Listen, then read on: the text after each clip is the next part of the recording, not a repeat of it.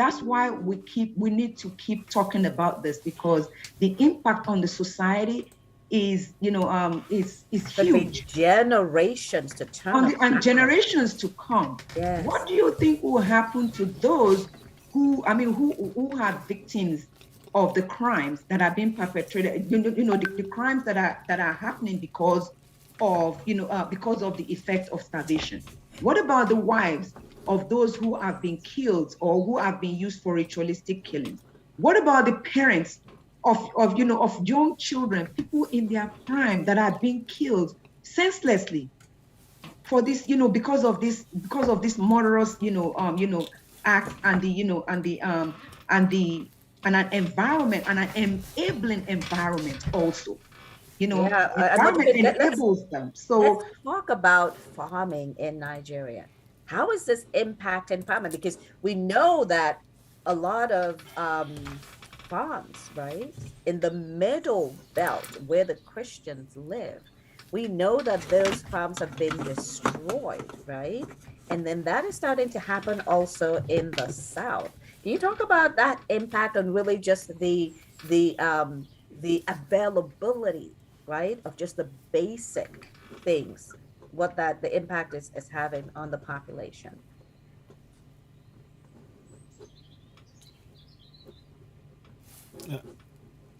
does someone else want to take that? And Okay. Yeah. Let me it's pretty simple. Just look at the market prices of goods. Yes. That gives you an indication. It's not the only indication, but straight away, the number of farms people are refusing. There's 2.9 million Nigerians in IDP camps, and that is even conservative. Yeah, actually it's over 2.9. 4 million Thank right you, now. thank you. Yep. And that's why I said it's even conservative. Now, Yes. what that means, to put that in perspective, of those 2.9 million, let's just say 100,000 of them are farmers. So that means that 100,000 farmers cannot farm. And look at the amount of acres of land that is now fallow, not being used for anything. That means that you can't bring stuff from the farms to the market to provide for your family. Let's not forget the government is not providing for the family. So there is a huge impact of the fact of the actions of this government in not only chasing away the farmers away, they stop the farmers from feeding the community, and they impoverish the community, and also they drive up the price of the food. They drive up. Absolutely. Absolutely. These are stark realities. I don't have the precise number. I'm going to try and get those numbers up in terms of the impact of this genocidal act of giving Fulani terrorists guns, giving Meiti Allah guns, ISWAP, Boko Haram, to terrorize Middle Beltons and Southerners out of their land, because the Okay. people, we're the bread basket of the nation.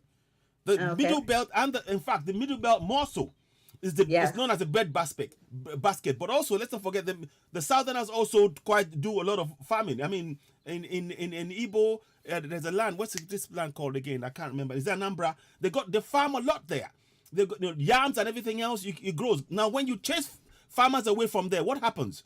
People are starving. They can't feed Or, themselves. or destroy They their destroy crops. Like they we have destroy the seen those crops. videos. We So have seen those this videos. so this is having an impact, a severe impact, and the world, Now, like you can said. we, yeah, can we talk about one other thing before we kind of get started on our Yeah. program today? Let's talk about these having to rent your own land now and pay. You have to now pay, right? For protection from we've heard that from, especially from the Northeast, Yes, where they're indeed, having to pay the terrorists to be indeed. able to use their farms. And shockingly, I heard that from Benue State as well, where they're having to rent their own land. So can we talk about that Well, just for a few minutes? if anybody wants to go ahead, let's go ahead and do that. And I'm happy to chip in. Yeah, because I heard the story. I Mm, got a WhatsApp message from a son that was concerned about his mother because his mother was able to farm and sustain herself, and now she's unable to do that. And she's facing starvation. And the people that she was feeding from her farm are also facing starvation. And these are the stark realities of what's going on with the people. So without further ado, AY, if you are ready, if we can go ahead and get started with what we're doing. You can kind of introduce, what we're doing, and then we have some videos that Modupe is going to show after the introduction, and then we can dive into it. Okay. Good evening, ladies and gentlemen. Welcome to the broadcast from Freedom from Nigeria. We are all about trying to ensure that the Middle Belt and Southwest, we completely disentangle ourselves from contraption Nigeria. And so this topic today is about the main topic that we're looking at is indigenous Nigerians facing ethnic cleansing and religious persecution that has risen to the level of genocide. So we are bringing it to your attention that we are, if not already in genocide territory right now, we are fast approaching it, if not already. Here are a number of things that we'll be looking at. Should I read out the 10 or just go to it one by one? I think I'll start off with one topic first. Let's start off with Okay, so now let's just we want to kind of dig into the topic for the day, which is we're laying out, like we've been talking about different pieces of the plan, but today we're kind of laying out the plan. Exactly. So our people can see we're bringing it all together today. But before we go into that, what we want to do is to start by looking at the video that T.Y. Danjuma provided in 2018. Then we'll look at the Akintoye video, and then we'll look at the video talking about what's happening with the demographics in Nigeria, because I think that sets the stage for us so that our people understand that there's real stuff going on in Nigeria. So Modupe, as you when you're ready, if you can please start us off with those 3 videos, that would be awesome.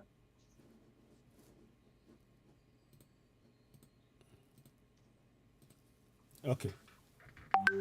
Modupe, can you hear me? Yeah, we can't hear. Yes, I can hear you. I'm Yeah, and once you get started with the one, if you can see that you queue up the others so that we will so that we can go through them relatively quickly. These are fairly short videos that we're going to be watching, and I think all indigenous Nigerians need to actually see these videos and really understand what's going on, and then the rest of the videos and headlines that we're going to be providing as well, because I think it's important for us to, because if we don't know what is happening to us, we won't know how to stop what is happening to us.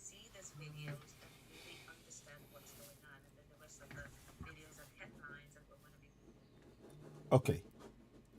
So let us know when you want us to go ahead. Yeah, go ahead, Modupe. We're waiting for you to start the first video. Let me just remove pin so you can. Okay, go ahead. Modupe, are you ready with that? For the first video with the T.Y. Danjuma video? You're muted. We can't hear you. I know. It's a Yeah, I keep talking, but okay, all right. Yes, we're waiting for you. We're just filling in time, so that all right, no problem. Yeah, if you can get the other 2 ready too, so that we can just kind of. Can I just add a little thing here? Go ahead. Quite a quick look. We need to really reappraise how we view the Fulanis. They are very intelligent. You know why I say that? Oh yes. One of the things we need to understand is that when they say that they are not educated, we are very, very wrong. They are educated in the extermination of Southerners. And that is what we have to tell our people. West Africans. Sorry, Middle Belt, West Africans. They are educated in that area. But because as soon as they are born, they are taught to never see us as their equals. They are taught to see us as their slaves. And we need to understand this is handed down from one person to the next, to the next, to the next, to the next. That is the one single education that he has proven to be very effective in how they actually operate wherever they go across the West Africa, as you all see. So this is something that we have to be very, very aware of. We should stop this idea. My screen? So we can see go now. to full screen. Yeah, so go ahead. So I'll come back and explain on that later on. And Modupe, over to you. Yeah, that's a great point. Taraba is a mini state. It's a mini Nigeria composed of various ethnic groups living together reasonably peacefully. But the peace in this state is under assault. There's an attempt at ethnic cleansing in this state and of course in all the riverine states of Nigeria. We must resist it. We must stop it. Every one of us must rise up. The armed forces are not neutral. They collude. They collude. They collude with the armed bandits that kill people, kill Nigerians. They facilitate their movements. They cover them. If you are depending on the armed forces to stop the killings, you will all die one by one. That's a powerful one. The ethnic cleansing must stop in Taraba State. It must stop in all the states of Nigeria. Otherwise, Somalia will be a child's play. I ask every one of you to be alert and defend your country, defend your territory, defend your state. You have nowhere else to go. You have nowhere else to go. God bless our country. It's a mini state. Stop. I'm trying to listen. Yeah, and this was in 2018. And as we can see, we have seen these unfolding. So, Monica, if you can get the second video with Prophet Kintoya talking about the jihadists, we have seen what T.Y. Danjuma was talking about. And as we talked about earlier, in 2020, December, the International Criminal Court issued their report. And what did it say? The Nigerian armed forces have engaged in acts against humanity. This is acts against Nigerians that has risen to the level of war crimes. That is a shocking indictment. And, you know, the question that needs to be asked is what is being done, right? When we talk about, you know, what do we do about this plan? That's one of the things that we have to be talking about amongst ourselves. What are we doing to apply pressure to the ICC to see that that detailed study actually gets kicked off so that this can stop? But here is Akintoye in 2019 talking to us about aspects of this plan. Regard the land on which they have lived for thousands of years as their land. It is not their land, the letter said. The land belongs to us, Fulani, and we have now a reason to take it. And we are not talking of the peoples of Benue State alone. We are talking of all the peoples of Nigeria. We have accumulated money and weapons for a long, drawn-out war. We have invited Fulani from all the rest of West Africa to come and join us to take our land in Nigeria. RUGA. And if you think your federal government can defend you, you are kidding. They cannot defend you. He read a letter to us and we all sat down there wondering whether we were still in Nigeria. It is, people who are doing that, you now equate them to a Afenifere or to Oha. Okay, thank you, Majiba. And then the last video that we're going to see before we start talking about elements of the plan is the video that talks about changing of demographics. And if you fast forward to today, that is tied directly to the amendments in the Constitution calling for people to be made indigents of states. And we'll talk about that later and talk about how many colonies, communities have been forced into the middle belt to the south today. Multiple, whenever you're ready with that video. Okay. Again, this is all laying the groundwork so that people can really see, in the words of other people, what is actually going on, because we do need to be paying attention and not just saying, oh, it's not this or it's not that.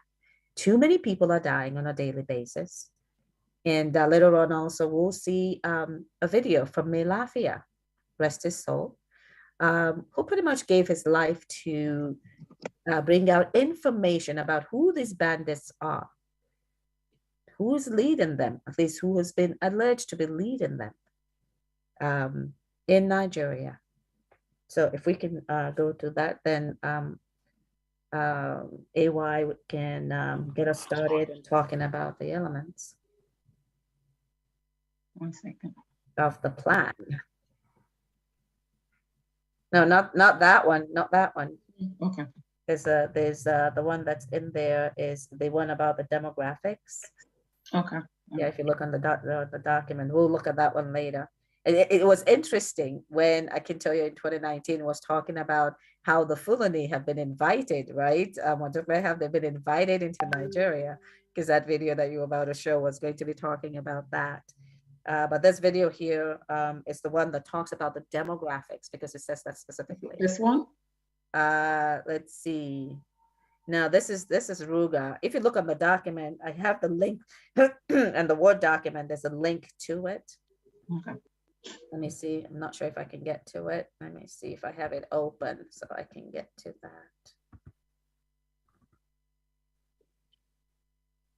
Because that's important, you know, as these other ones, you know, for our people to really understand, you know, what's going on and what the plan really is. So let me just see if I can get that one going, because I have that here. This is a capital. Let me go back here. So just bear with us a minute so that we can go ahead and. Okay. Let me share my screen. Okay, so it's important to just emphasize here the need for Middle Belt and the whole of the South to work in unity at this point more than ever. So go ahead. Absolutely. I went to Patraquashi. So along the Patraquashi Kankara Puntua route, I saw Hausa youth blocking the road. And when I asked what is this, they say their people are being killed and the government is not doing anything.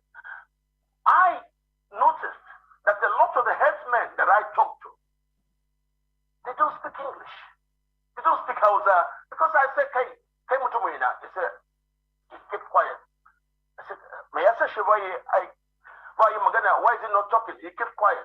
And they say, hey, they should stop speaking French. And they say, Tupale French, say, we. And he starts feeling comfortable. And as we continue to talk, I found some of these people are from Mali, some from Mauritania. Now, what we are saying is, are we having settlement built for imported population? Because as I'm talking to you right now, there are no Nigerians from Kano, from Sokoto, from Katsina, applying to be moved from their current homes into bushes somewhere else.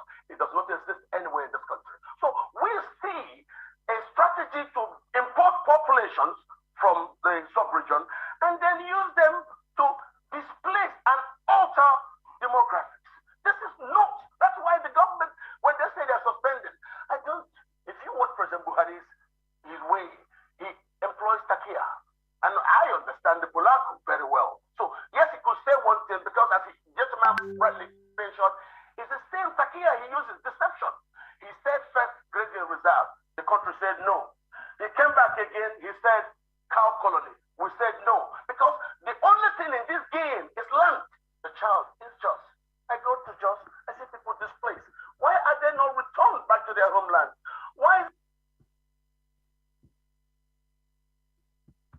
Okay.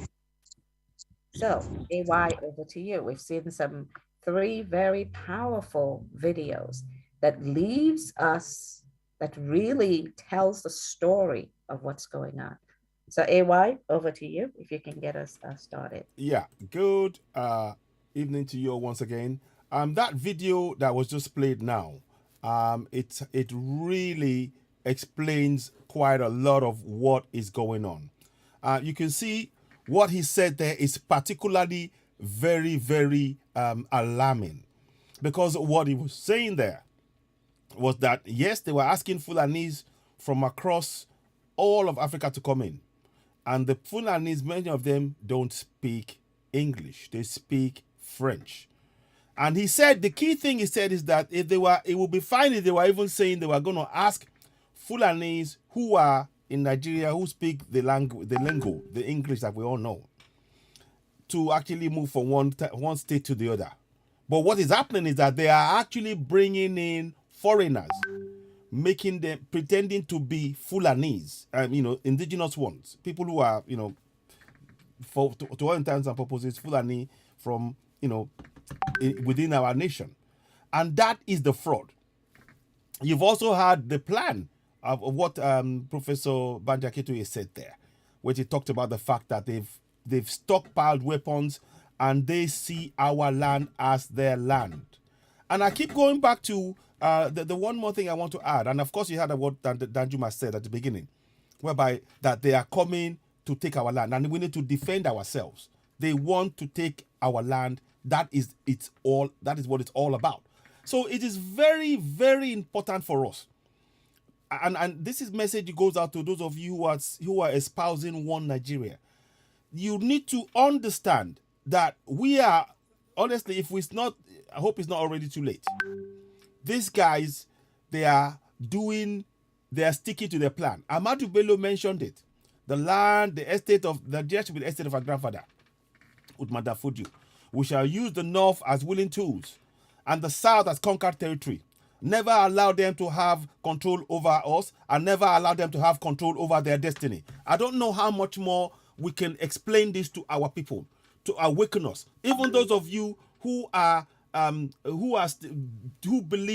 somehow believe in all of the paper money that is put in front of you, to make you think that somehow, somewhere, this Nigeria, this false Nigeria that they are portraying to you will materialize. Their one agenda has been, and like all of the people you had speak, their one agenda has and remains possession of our land. So I really want us to be very, very clear about that. We're gonna go into the topic a little bit. I'm gonna we're gonna look at topic 1 now. They use the collapse of the nation, using military rule and install stooges to govern us. And I think maybe we could talk about that. We have a number of topics, and we'll try and see if I can go down the list, during this discussion. But I don't know if people wanted to have a discussion about what you just saw in the video. So I'll leave the floor open. Dr. Modupe, please go ahead and chip in as well, and we welcome discussion from others. But then we'll then bring that discussion to the actual plan that they've used to get there. So over to you, Dr. Modupe. Thank you. Yeah, thank you. Really, the video speaks volume to exactly how the Fulani agenda or the plan to overrun the indigenous people in Nigeria. Just like Professor Akintoye said, that they listened while this was being read. So which means that, meaning that these people, they've really planned it, right? It's a plan, and it's been going on for a while, but we were not even aware. So again, I think what's important is for our people to understand, where the Fulani, to understand this agenda, this Fulani agenda. So when our people, speaks of, it's one Nigeria, we are brothers, or even when they use the religion of Islam to say, if you are a Muslim, our Muslim brothers in the South, our Muslim brothers in the, No, it's because they don't see you as their brothers. Really, they see the Fulanis from outside of Nigeria as their brothers. So don't fool yourselves. Don't fool yourself to think that, oh, if you're, if you're a Southern Muslim, that somehow you are, like you have your brethren, in the north because you practice the same religion. No, they do not see you, as such. So really, again, we need to armor this and let our people understand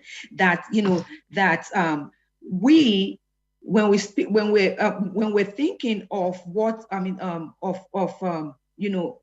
one Nigeria, we really should.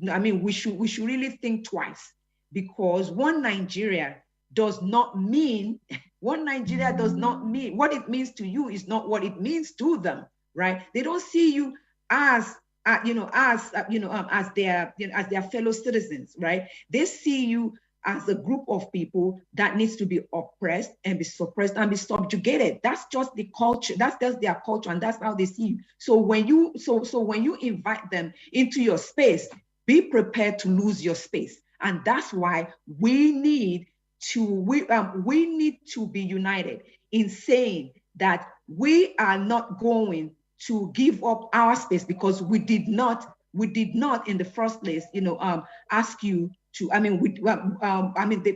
agreement or the plan was not for you to come and take over, the space. I believe that Southerners, we're just so, and even, Middle Belt, we're so accommodating, but we are kind of careless as well. We allow these people into our society. We want to, live in peace. Live in peace and in harmony with them. With the understanding that we belong to the same country. But we need to kind of change our thinking to say, to understand what is on ground. What is on ground is that these people do not see you the same way. They see you as a group of people to be suppressed, and your land be taken away from you, and your asset your asset be taken over from you, and not allow you to benefit from anything that comes from your land. Just like Ahmadu Bello said, that they should not allow, the Southerners and use the Middle Belters, as they are willing to suppress the Southerners and never let them have, a say over their future or their own, to have a say over their future, and also be able to use things or items that are found on their lands to their advantage. So I will leave it there, and thank you for a very great segue into this very important topic. Thanks all. Okay, Citizen AY, if we can talk about the fact that they went to military rule. Yeah, I was just gonna do that, but I wanted to bring in. There's a guy who he may believe in. Robo wanted to have a chip in one or two words before he leave, because he's got a meeting at 8:00. So okay. Robo Igbu, if you would like to just say a few words, we would like to bring you on board. Then we'll go back to the discussion. Robo Igbu, are you there? Let's have a look at you if you're. Yeah, I'm here. Yeah. So thank you very much, sir. Thanks, for the discussion. Yes. So I think a lot of these issues, right? We know about them. People basically have an idea. In Nigeria, we know about the Fulani agenda and all that. So so I think the challenge now is basically really getting people to say, look, how can they take this more seriously in our activities, in our decisions? There's so much noise now around, 2023, and all that. And for me, I feel it's a distraction. That's not the issue, about the future of Nigeria.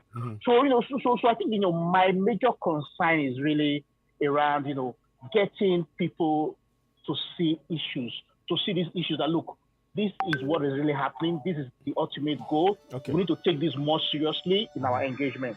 Okay. Thank you so much, my brother. And that leads us nicely into the main topic, where we're at the first part of the topic, which we're going to discuss now. We're going to look at, there is a picture which I'm going to try and share. Let's see if I can. In fact, I'll share it for you. Thank you very much. Thank you. Now, Thank you. So that fits neatly into it, so that we can break this down. You know, one of the things that has really been happening, and it's been happening right before our eyes. They have you see, these guys, the Fulanis, they tell us who they are, and what they plan to do, and they actually go ahead and do it right before our eyes. It's just that we have not been listening to them because of what the gentleman in the video said. It's a takia move. They are certainly telling us about what they're going to do, and they're not okay. Yeah, we agree with you, and they stick to their plan. And it is time we switch on and wake up. Now, the thing I want to really bring to your attention here, you see, the three areas you see there: the north, east, Midwest, and West. Those are the four areas. And the North, really, as you will see, as many of us will now know, the North consists of a large part of the North is actually the middle belt. But you can see that it's been collapsed into the North. And that is the first trick right there before us. If we were all, one of the things these are the kind of steps that they've used to collapse the nation using military rule. That is why they did not allow. That is why, if you look at the map, it says regions as of 1965. Now, many people, like I said, and I'm going to restate it again. The middle belt should have been drawn out here, but we all know that the middle belt is actually, thank you very much, along those lines. Thank you, Jean. That's it's along those lines. So you can see that already.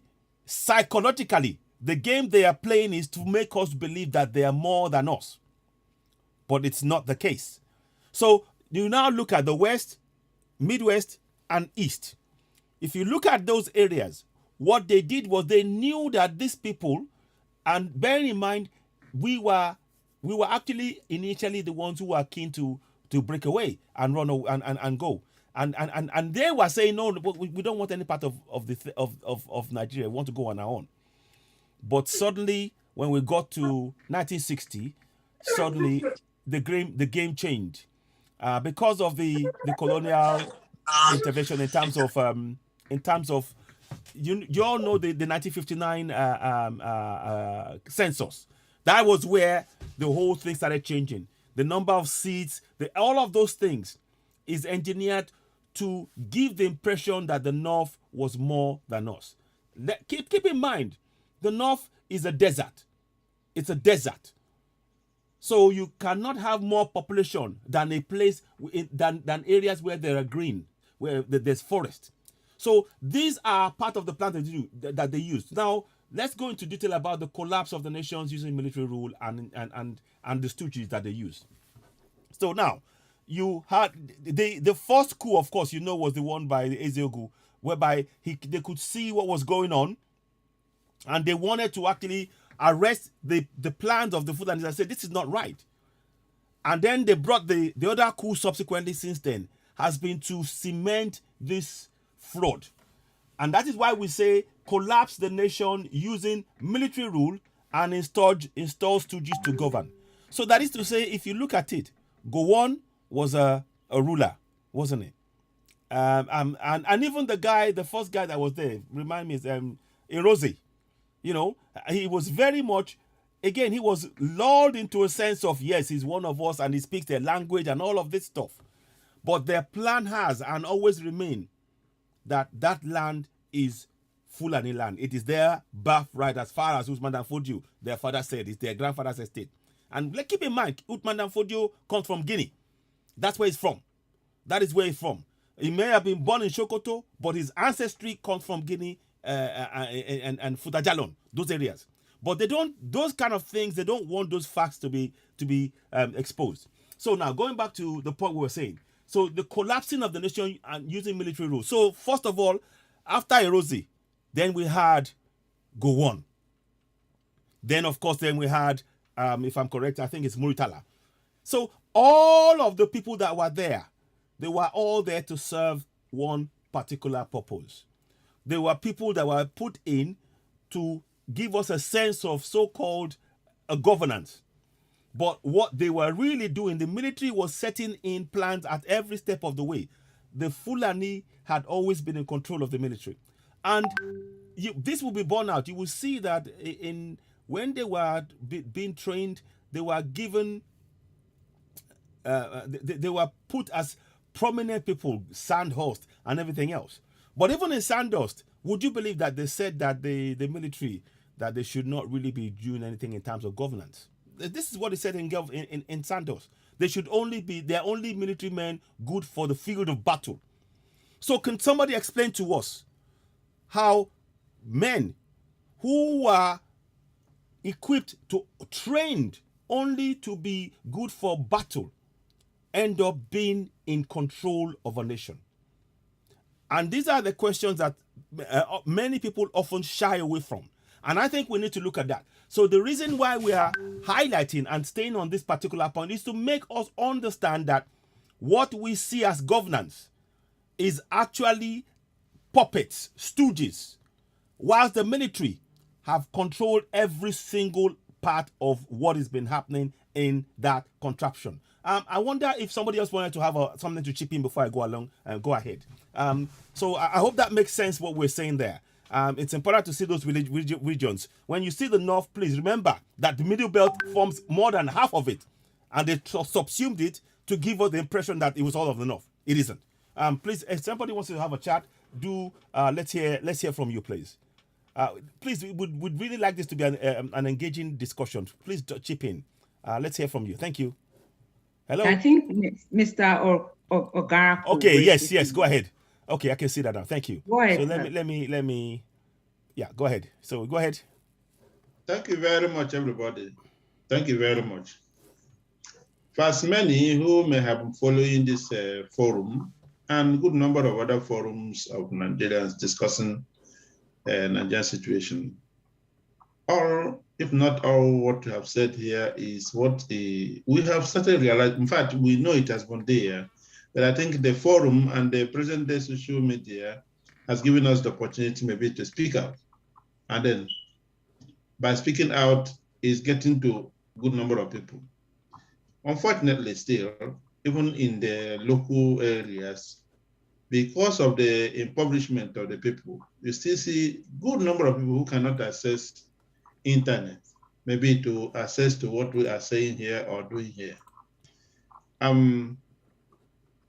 The Nigerian nation, Nigerian country as created, was never a common people. They have different entirely ideas about what to come about, going by Ottoman Dafodio's pronouncement as clearly stated.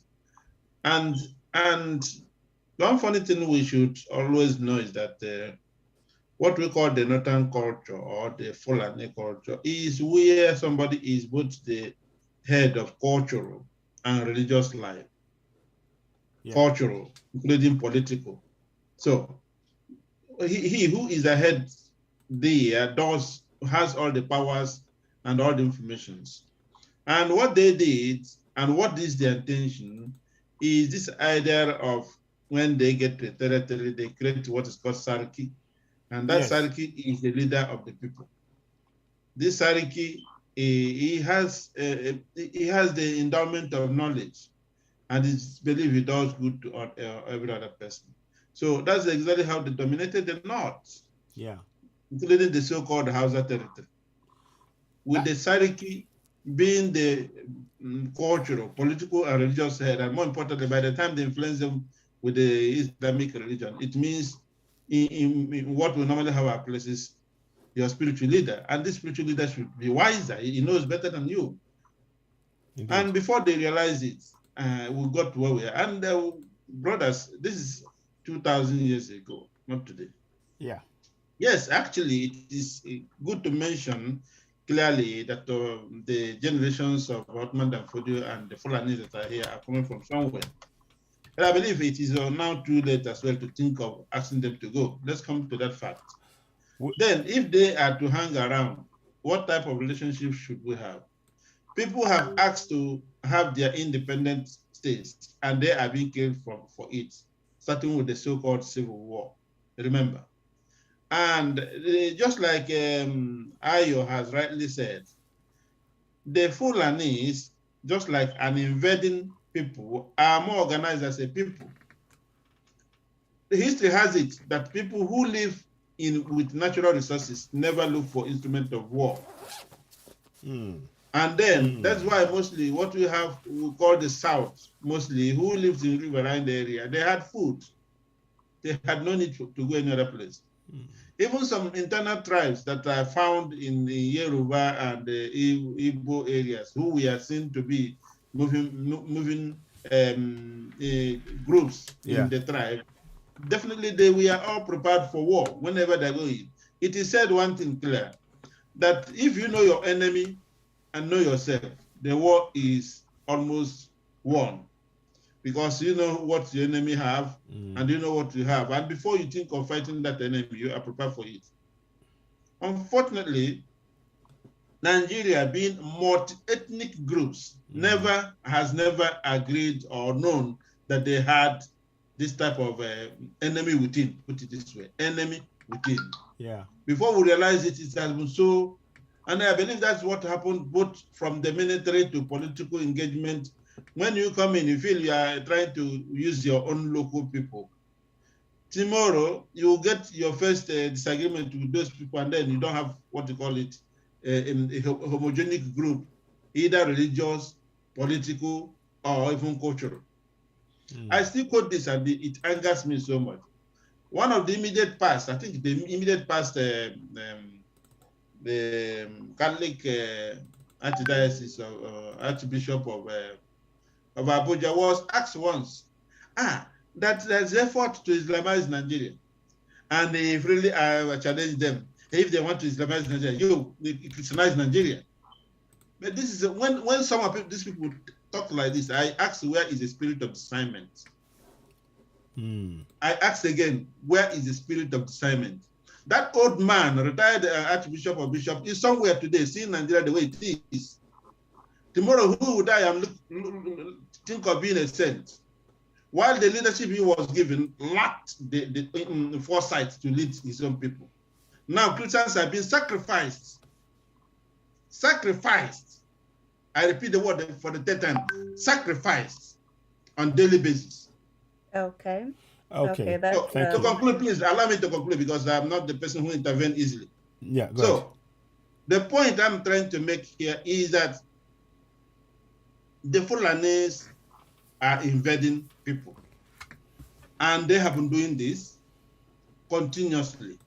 And then if one really mentioned it, that now go to NNPC, almost 99% of the officers are Fulanis.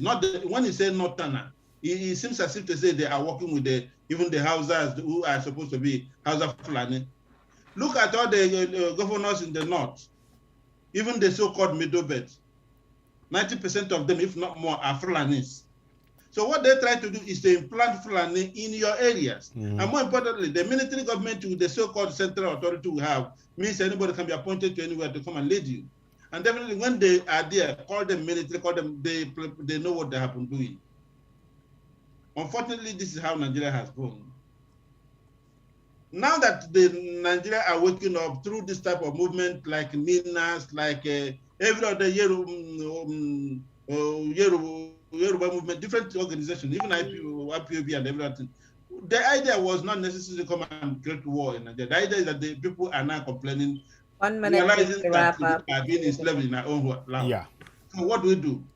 Okay. Let's go for action. Thank you. Thank you so much. Thank you. Thank you. Thank you so much. Thank you. If we would like to hear from somebody else as well about this topic, because can we please move on? We're trying to outlay the plan, and I think we're talking too much about what is going on. Let's stick with laying out the plan. We need to go to number two. Number two is this: divide. Yeah, go. Okay. I'm sorry. I'm so sorry. I'm so sorry to interrupt. Guys, we need to stick to the plan, or we're not gonna get to the end of this. We keep straying into discussing what's happening on the ground. Today is about laying out the plan. So if you can please keep everyone. Well, it did bring up some points though. that it did bring up some points I that I understand. think that we need to, I mean, we can revisit it later on, but I Yes, think please. it brought up some points that I think, Absolutely. will be part of Okay, the let's plans that we're talking about Exactly, later, because that it you're is talking about included us in the it is name. included in the plans as It we is. talked to the Now, the the point he actually talked about in terms of how the Serikis are actually run things, and he actually fits neatly in. I was going to say it fits into the second section. He says divide the indigenous people by creating states, and LGA will naturally cause them to become competitive among themselves and lose their unity. The local government area scheme has been used to effectively ensure that the revenue from assets are mainly distributed to from local assets are distributed to others. So now that is exactly part of this thing about when you have a Seriki coming into an area, that Seriki now becomes a person that's going to be a spokesperson for example, look at Lagos State. I'm just giving an example now. In Lagos State now, the Seriki is the man that even the governor, the elected governor, has to go and pay homage to a Seriki in his own state, in Lagos State, a Yoruba man. Wow. He has to go and pay homage. I kid you not. And the Seriki will sit down with his feet on a chair, feet up in the air, signifying this is his territory. How many Yoruba Obas will you see in the north that would dare to say, okay, I'm ahead of my community. Now you as a governor of Sokoto State, you have to come and pay me homage. How many? I'll wait. I'll just wait. There, you can't find it. So this is the kind of things that we're talking about in terms of, so we need to understand the step they're taking. Now, breaking down what we spoke about now, the LGAs. Again, those local government areas, they were skewed. Lagos and Sokoto, for example, they had is it Sokoto or Kano? I think one of the two. Kano State. They had 2020. We had 20 local government areas in Lagos State. And Kano at the time, I think in the 60s, had 20. Now, Kano has over 100. Kano, 3 states. 3 states. 1967. Yeah. So there's 3 states now in what you call Kano. Kano, Kebbi, and something Jigawa. Thank you. And those 3 states combined, they have over 100 local government area seats, which means that they have the power to control and decide the future of Lagosians in Lagos. And these are the kind of things, when we talk about One Nigeria, we need to really understand. This is a very key point that we are trying to emphasize and break down for us, so that we understand that this is a game that they're playing, a game to win at all cost. A game to win at all cost. And we have got to be smart and wake up to this danger, and not just to say, no, it's okay. So no, it isn't okay. This is what they are doing to our land. A man, there's a video of a man, they cut off both of his hands just 2 days ago in Oyo State. He was a farmer.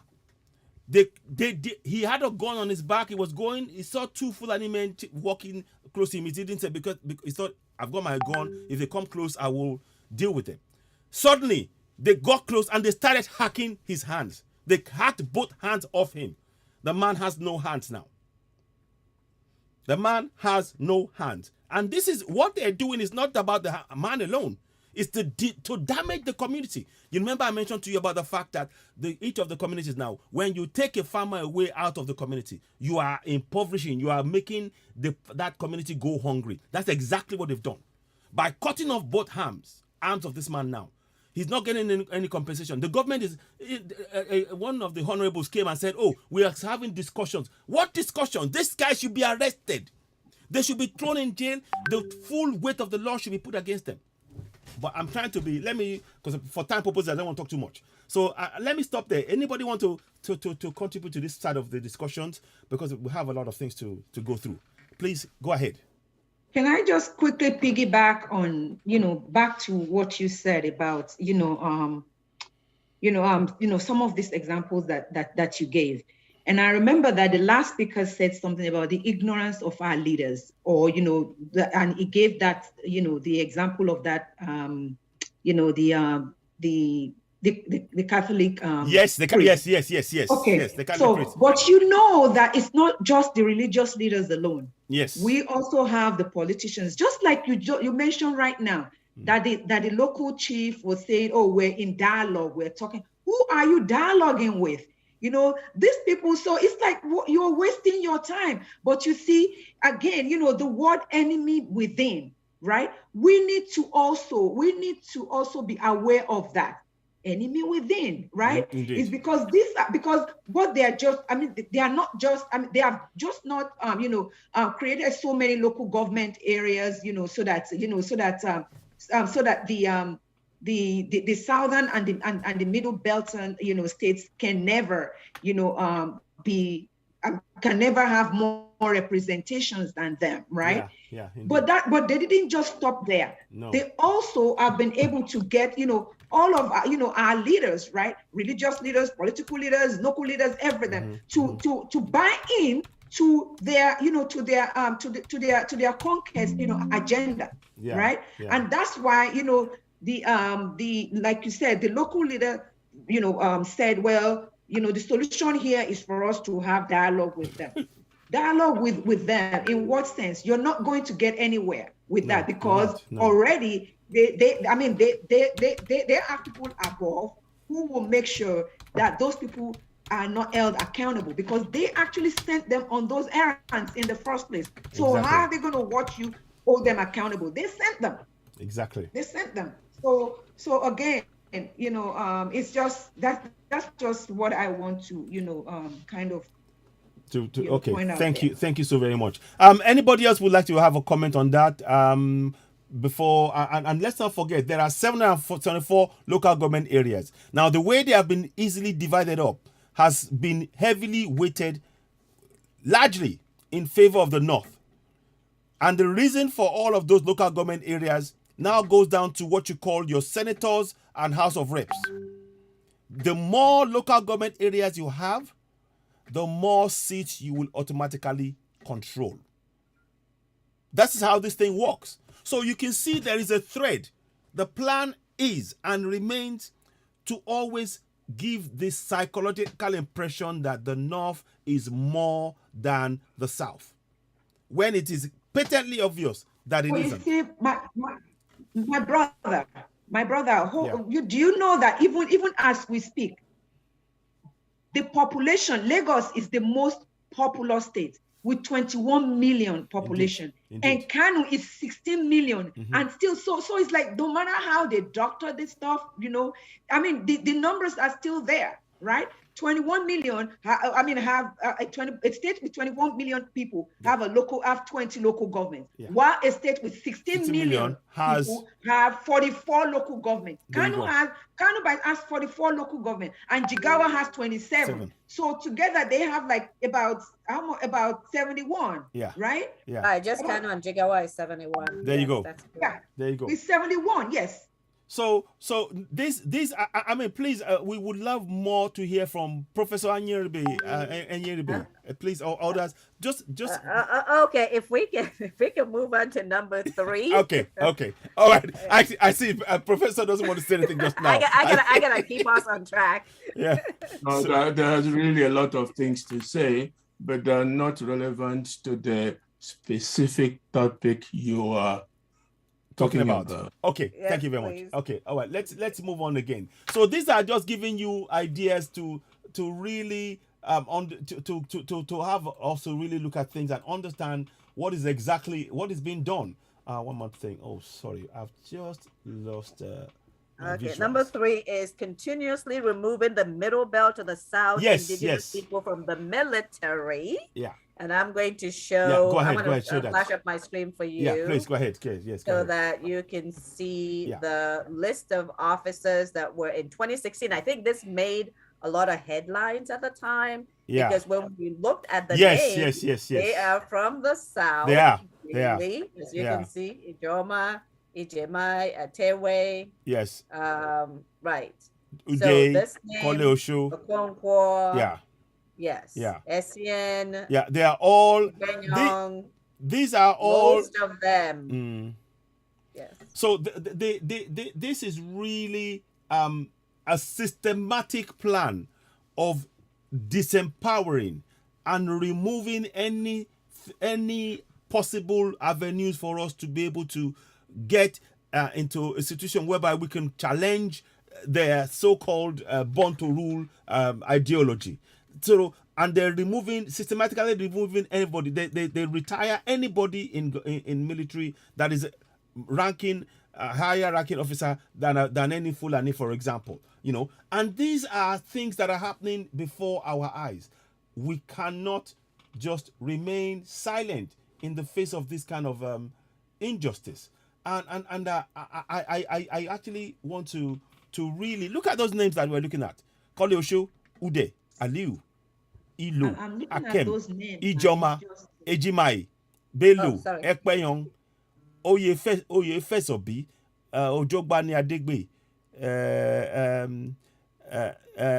Ukoha, Minima, Kenneth Minima, F Minima, Hassan, okay, Nwankwo, Kayode, Audu, Nyeku, Arigbe, Enechukwu, Oladutoye, these are these are, I mean, we have to really, I think if we're not looking at this and understanding the impending danger, in fact, the danger, forget impending, because it's the danger. If we're not looking at it and addressing it full on and actually saying, this is, we have to take steps, corrective steps. And that is where awareness, you see, if you're aware of something, then that means that you will be looking out for it. Just sort of, we see, the aim of this program here is not to come and just shout and get upset. We want to impart knowledge, because when you have knowledge, and it's really important, critical knowledge, and please never again disregard the knowledge that the Fulanis are imparting onto the people. Never again, because that knowledge is effective. You know why it's effective? That is why they are able to control everywhere in the country right now. So it is education.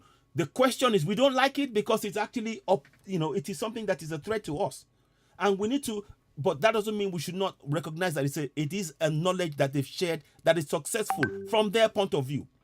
What we need to do now is to now share the knowledge to make us successful in our land. Making and this to information. Save us. Actually, not just to save us Exactly. at this point. I was trying to be subtle to save about us from, exactly. to save us from extinction. Thank you. Because that is the goal. That is the goal.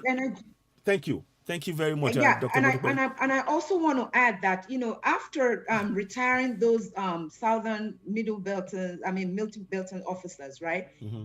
He followed that up with asking that people surrender their arms. Remember, people who had arms, yes, they were asked to surrender their arms. Indeed. Therefore, disarming the citizenry so that the foreign invaders who will be armed with AK-47 mm-hmm. can now kill them and come and get them off their land and grab their lands from them. Yeah. So all these are plans, gradual plans to actualize the Fulani agenda.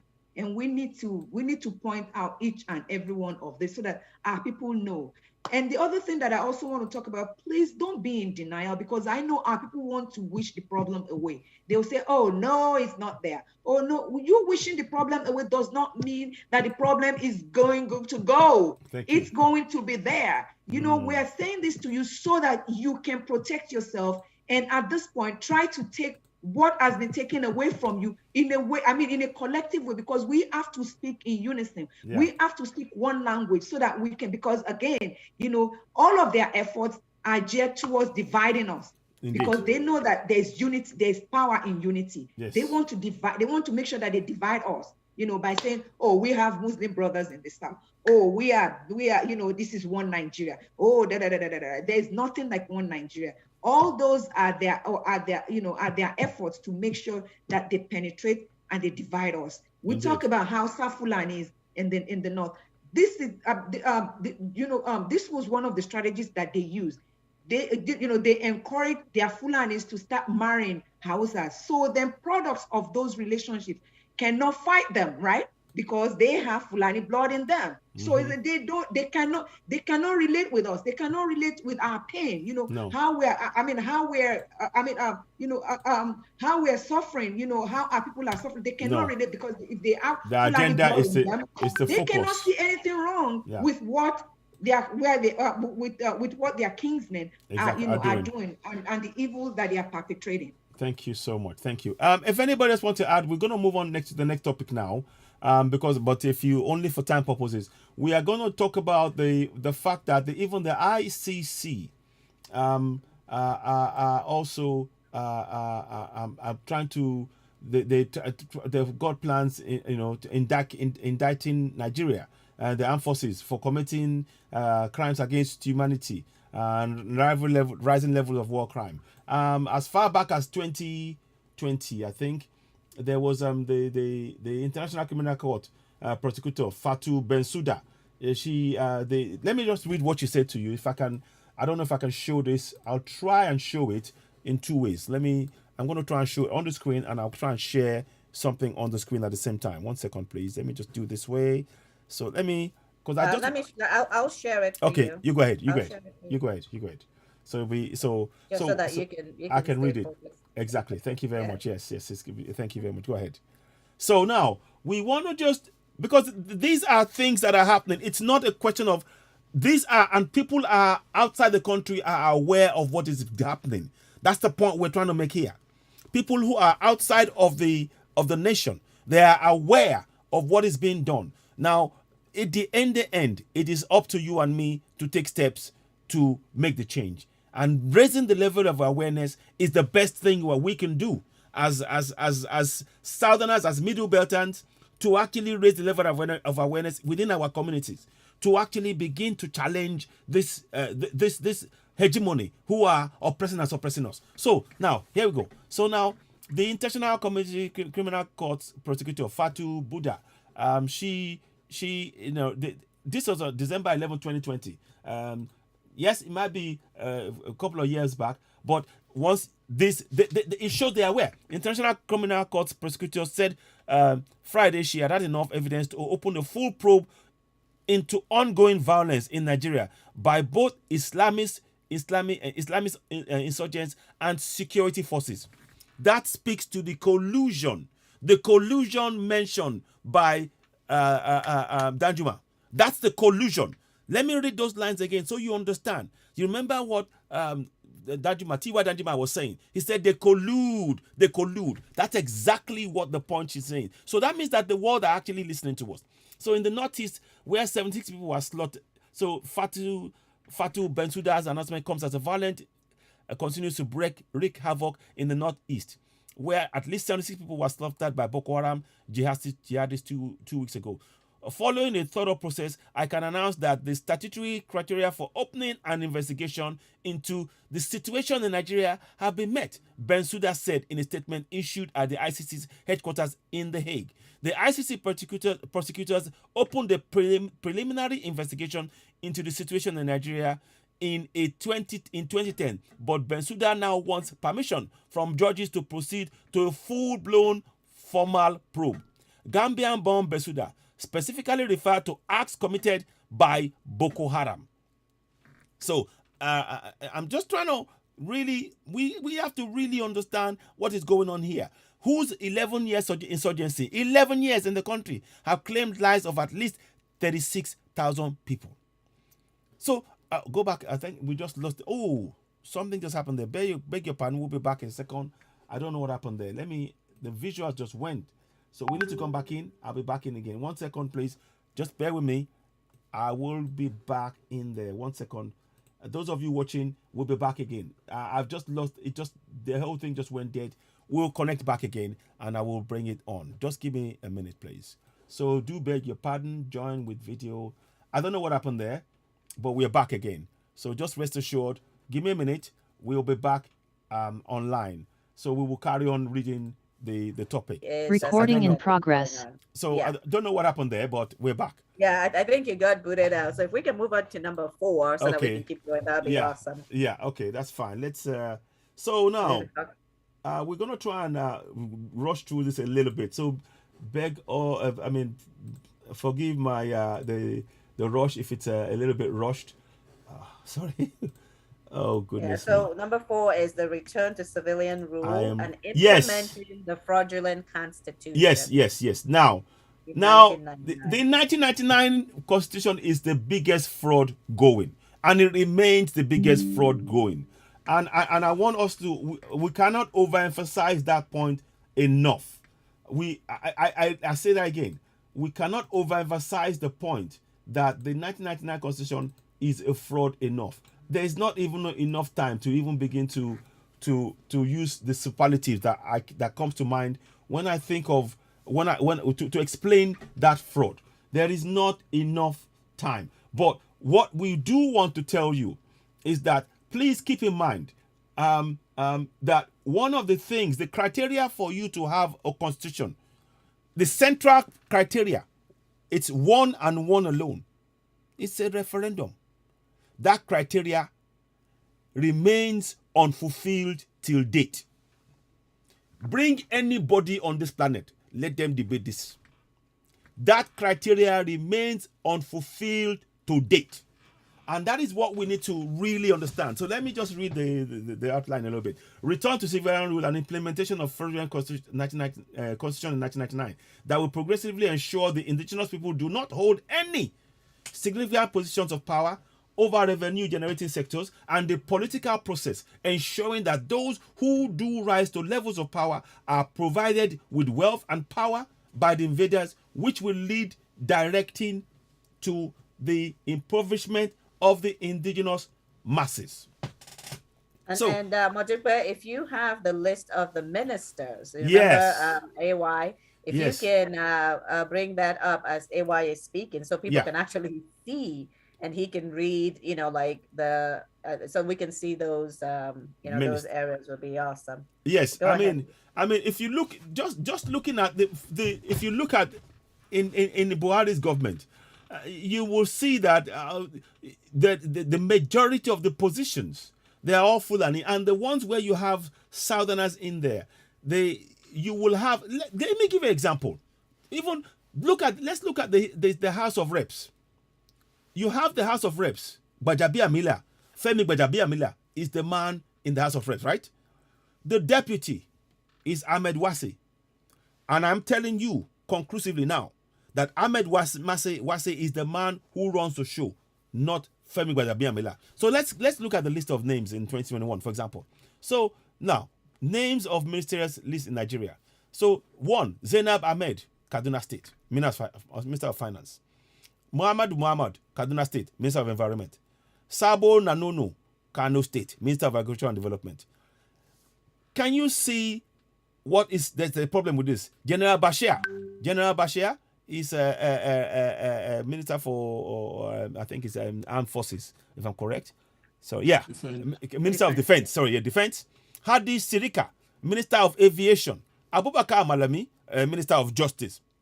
Yes, we see that one indeed. Ramatu Tijani, Kogi State, FCT. Now, Ramatu, Lai Mohammed, Kwara State. Let's not forget, Kwara State and Kogi State, there are issues with that. There are really states that belongs to the Southwest, and that is indisputable. And they remain, so whether they cut it up or not, we know that Kwara and Kogi belongs to, large sections of it belongs to Southwest. Now, Gbemisola Saraki, Minister of State and Transportation. Can you see, does that name ring a bell? That Gbemisola Saraki is, of course, related to the PDP. The PDP, so you can see. And they are half Fulanis too, right? Exactly. So now that's why they cannot relate with what is going on. They cannot. And which speaks to the point you made earlier on, Dr. Mudukwe. We talked about the fact that if they have and the way in which they are raised, they don't see the problem because that's the conditioning that they've been placed in. They do not, they are allowed to. Their Fulani blood is given more prominence in the way in which they are taught. It's focused on that and area. it's a natural thing too. It is. Let me just say quickly, it's a natural thing, right? People will gravitate towards the stronger side of them than the weaker side. So right now, it seems like their stronger side, which is the Fulani, are the ones who are, they are the ones who have all the power. So it's very easy for these people to gravitate towards that. It's a natural thing. Go ahead. So now, more ministers. You can see Adeleke Mamora, I think, is Minister of Health, State and Health. Muhammad Abdullahi, Nasarawa State, Minister of State Science Technology. Zubai Dada, majority of the names you can see. Ralph Aregbesola, also State Minister of Interior. These are, if you look at the positions, I want you to look at the positions. There's two things that you will see when it comes to the southern ministers.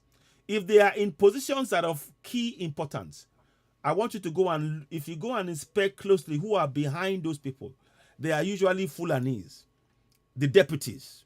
So again, and this is all part of the plan. And if they put a Yoruba or Igbo man in any position that is like, that might seem like, oh, it's great and everything else, that position is ineffectual.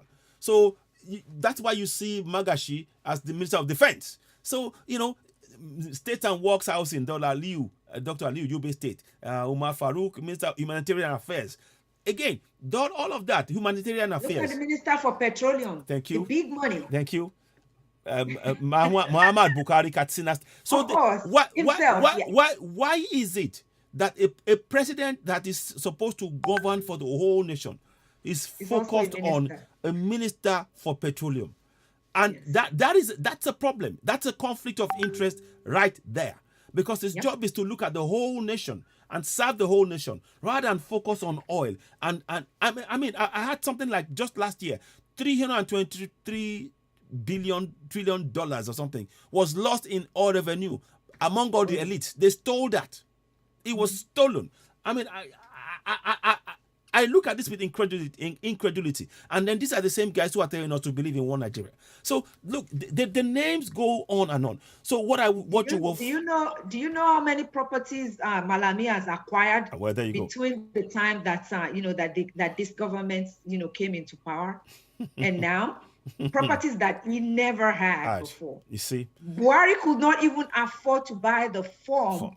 Right? Yes. To the application form. Right? But then now, he's in money. So there you go. Anyway. But Buhari, if you guys remember, I don't know if you guys have seen the video about the amount allocated to him in the budget. Oh yeah. Just to travel within Nigeria is 334 million. It's crazy. Whoa. It's crazy. And then to go overseas, it's like double that or something. Yeah, How many times have you I thought he said he was traveling overseas for medical reasons. Yeah. And he's the one that's paying for that. Yeah, it's crazy. Okay. Right. So let's talk about Nigeria. Was Nigeria meant to be unitary? Yeah, that's what I was going to. No. Anyway, let's carry on, Jane. Carry on. Yeah, so a lot of people talk about one Nigeria, but they're actually referring to unitary Nigeria. As we said before, Nigeria was collapsed, right? Nigeria was meant to be separate nations coming together, similar to the EU model, because these regions, nations, the Eastern, the Western, the Midwestern, and the Middle Belt was supposed to be, carved out as well. Yeah. Were self-governing. This is important for our people to understand that they're screaming about one Nigeria, meaning unitary Nigeria. Yeah. They were meant to be self-governing, autonomous, meaning all these other nations would not have a say. The central government would not have a say into their affairs. They had their own leaders. They had their own constitution. They had their own process of electing their people, taking care of their people, right? Yeah. And so this unitary Nigeria is really going away from what's going to work. And I'll just say one thing, and I'll let somebody else speak. The important thing why Nigeria was not made unitary is for the very reason that we see right now. A group, and this is a group that are not even indigenous to Nigeria, have now said that they have the numbers to have the presidency forever. Exactly. Which is why Nigeria was not meant to be one Exactly. or unitary. It was meant to be together, Yeah. but not one, Yeah. meaning one central government, right? The central government was really just where they put certain things that Exactly. benefited the nations, Exactly. not the one that was going to drive, what actually happened. I So just wanted to clarify that, very, very good. especially for those one Nigerians who really Exactly. don't understand, because history was taken out of the school system. Indeed, indeed. If please, yeah, go ahead. Yeah. Yeah, Jane. Yes. So, you see, Nigeria can never work as a unitary system, because remember, there are about two. The major ethnic groups are the ones that we constantly talk about. But realistically, there are about 250 ethnic groups, more than, right, in Nigeria, or even more, right? Yeah, especially in the middle belt. Just to be conservative. So Absolutely. how can a unitary system work among those kinds of, that huge, diverse, groups, right? It's not going to work, and it's not going to happen. And just like you said before, at the time of independence, what was agreed upon, what was negotiated, was that each region will have their own autonomy, right? The Western region had its own constitution. So was the Eastern region and the Northern region. But what happened was that suspending those constitutions, through when military came in and suspended all of the constitutions, and they merged everybody into one, right? Gave birth to that unitary, kind of system, which has proven not to work.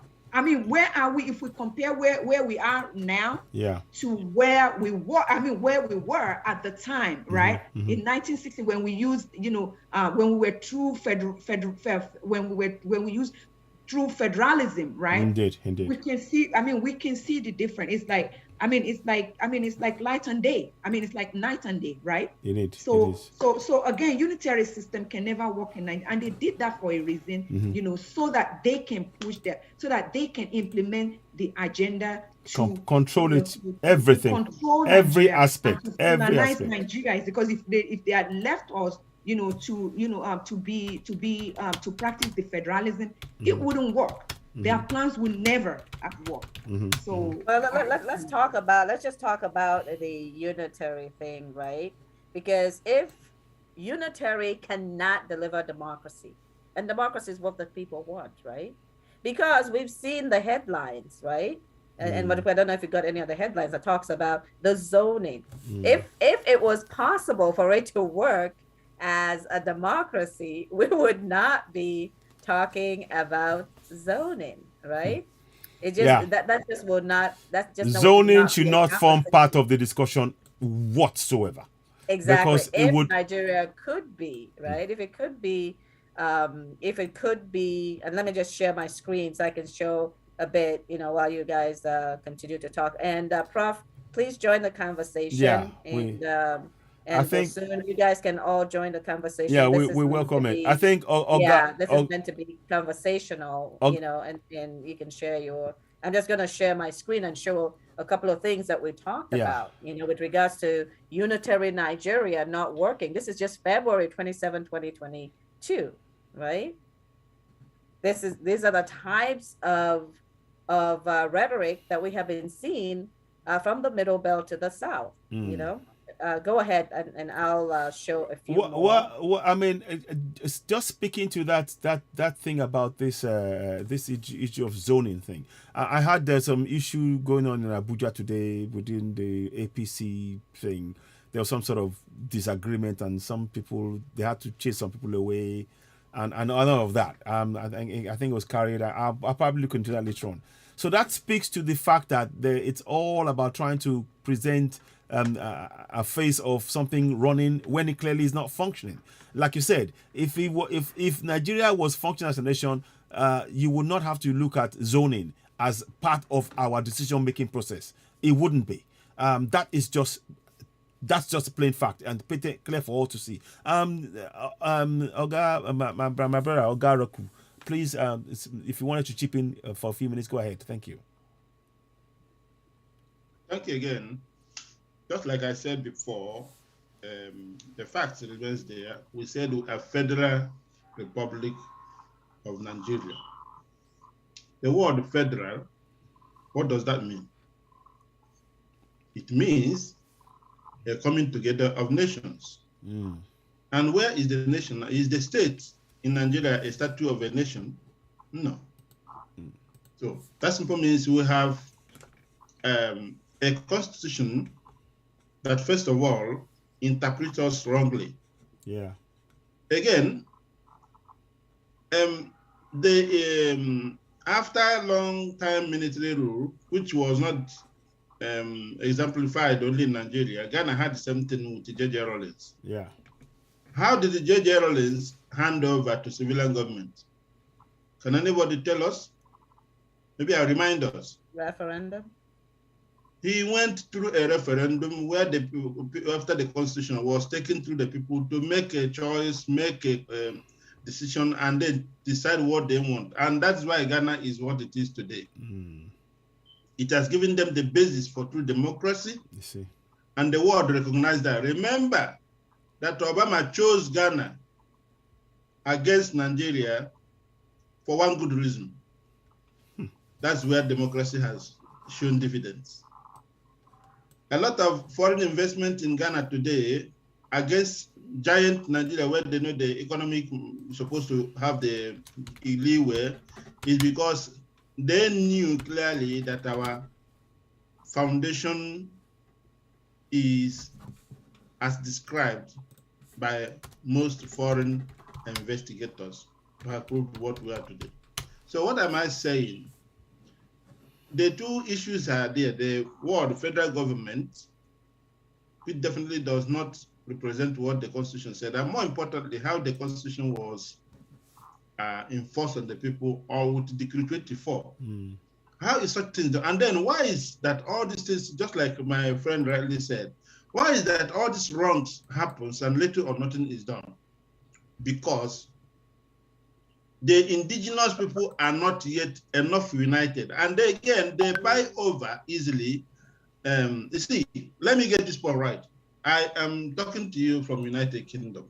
Yes. And for you to be a minister in United Kingdom, you must be elected to parliament. So you are a member of parliament and minister for this or minister for that. And whenever your ministry fails, one thing or the other, your people calls you home. It's not the issue of ask the president if he wants to remove Malami. If he wouldn't, then he chooses what he wants. And then that makes the office of, in fact, the office of the president of Nigeria more prim than that of the president of America. Let that one be very clear to you. The power of the president of Nigeria is more than that of the president of America, despite the fact that the president of America is a leader of the world with a lot of powers. It means once you get that office, you decide what you want. And look at it, the creation of states was all done by military and possibly Fulani military leadership. All creation of local government were made by the military, more importantly, Fulani leaders. And what do you think they have intention when they were doing it? Do you think when somebody is in uniform, he's no longer ethnic reason or tribal sentiment in him? That's where we are. Indeed. But honestly, what I'm trying to say is that a lot of movement for some time now has posed many ideas, mostly stopping the election, getting to dialogue, stopping the constitution. The energy towards this end is what we should be thinking of as much as we can, if it's something that can be done. Without this, it's a rhetoric, and those people knows what they're doing, no matter however you try to talk about it. They know what you're saying, but they do. In fact, I go this way. Leto Ojukwu said that the North does what they want, we in the South only grumbles. I'm quoting another statesman. He said they do what they want and we grumble. Yes. How long will we continue to grumble while they do what they want? Thank you. Wow. Can I chip in? Can I share something, please? Yes, go ahead. My name is Professor Kelem Badom. Jana, we met in New York when the United Nations. Yes, you are welcome. Thank you. Thank you. Good discussion. I've been just listening through. There's so much to ponder. There's so much to talk about. But I'm really overwhelmed because my father have a proverb said, "No, your enemy cannot shoot you, and eventually you didn't die, and then you are carried to the enemy's hospital to be operated. The bullet in your body." That is very sage. It's true. It's true. So the last speaker, our brother in United Kingdom, and I heard everything has been saying for the longest time. And I'm here in United States, and during the 2019, I followed Tony to Washington D.C. and we met the people we met, and we have some advances in things that they wanted to do in Nigeria. And Nigeria was placed on a watch list. And then I participated in the 2020 election here. I was the regional coordinator, actually, in the Southeast here for the election of Biden. And I got involved. Actually, I'm one of the delegates in terms of making sure that African votes were counted. And I have some people that helped in that process here. My expectation was that immediately this guy goes to power, the Nigerian issue will be addressed. And I'm really disappointed at this level that nothing has been done. Rather, Boko Haram, that was listed as a terrorist organization, or Nigeria being on the watch list, was removed. Was removed. That is true. That. It's unfortunately true. And many other things. We have beamed the searchlight on the Nigerian situation of all that we have been talking about here. And why I said your enemy cannot operate you after shooting you and knowing that you didn't die. They can't operate you because they want to make sure you're really dead. Yeah. Because here, we run to them, we expect the United Kingdom, who planted that stooge in Caliphate, and also United States, who in 2012, I was one of the people that wrote to John Kerry when he was making a trip to Nigeria and invited the 20 Fulani government to the White House. And they celebrated that. I really directed that other leaders in the South that should have been part of that. But you see, so the people that we are running to help us in this are the ones empowering these Fulanis. And they know it. The Fulanis knows that. That is why we grumble. It doesn't go anywhere. They watch. They see all the genocide going on. And that's not it. So now, my question is, if this referendum fails, or well, of course, Buhari don't want to conduct a referendum. Rather, he's going around and round and round, going through the National Assembly and all kinds of things, try to shift the goalpost. All the ultimatums and Constitution Force Major and all that, they got it. But yet they do not want to address it. So if we do not go to referendum, and as they are planning not to, because I don't think they want to do that, then what? War? Who will be on our side, knowing that the pipers that dictate the tune knows exactly what is happening? So I am really, I sit back and listen to all this, and I get overwhelmed and I get worried, and I don't know what could be done. So for us that are here in the United States, can we organize a meeting, seek an audience with the executive office of the United States presidency? I know a friend, Ambassador Linda Greenfield, is in the United Nations, was part of when during Joe Biden campaign, we had a couple of meetings. Is there any way people here, we can just arrange a very, very good visit with our friend Tony and every other person that is involved in this struggle, with the foreign press, world press, beaming on this thing that is coming, because it is coming heavily on Nigerians. But how can we avert this if the referendum did not work? That is my question. Those are really great points. And we do have a section at the end because today at the beginning, we just want to lay out the plan because a lot of our people are still in denial, as Modukwe mentioned. They're trying to, they always find a reason to dismiss one thing or the other, right? So we're kind of trying to bring the whole plan together so our people will be able to see that and know that they need to do something. But we're going to talk about your question at the end because there's a section where we'll talk about, okay, so now this is the plan. What are we going to do? So that we can actually get started in doing those things. And it's not that some of those things are not being done. They are. But we need to galvanize the numbers. We need to galvanize the numbers. Nigeria is not Ukraine, right? No. And I'm going to leave it at that. Nigeria is not Ukraine, where everybody's running and raising 30 million and 50 million and 10 million there. Nigeria and Black Africa has a unique problem that, not just the color of our skin, but also the assets. Let me say, the color of our skin is not a problem. The color of our skin is not a problem. Assets in our land that is wanted at cutthroat rates, pretty much being given away. Exactly. That is a serious problem. And seriously, is it just me, or is Citrona acting as if she's the head of Nigeria? Yep. She's directing things. Yeah. She acts like she's the one that's running Nigeria. Yeah, Katrina Lane. That's the way it appears to me. I'm just speaking. And I have sent her, we've sent her messages on Twitter, But again, we're going to be addressing that at the end. And that's a great place where we'll board that. And then we'll talk about that, about the things that we need to do.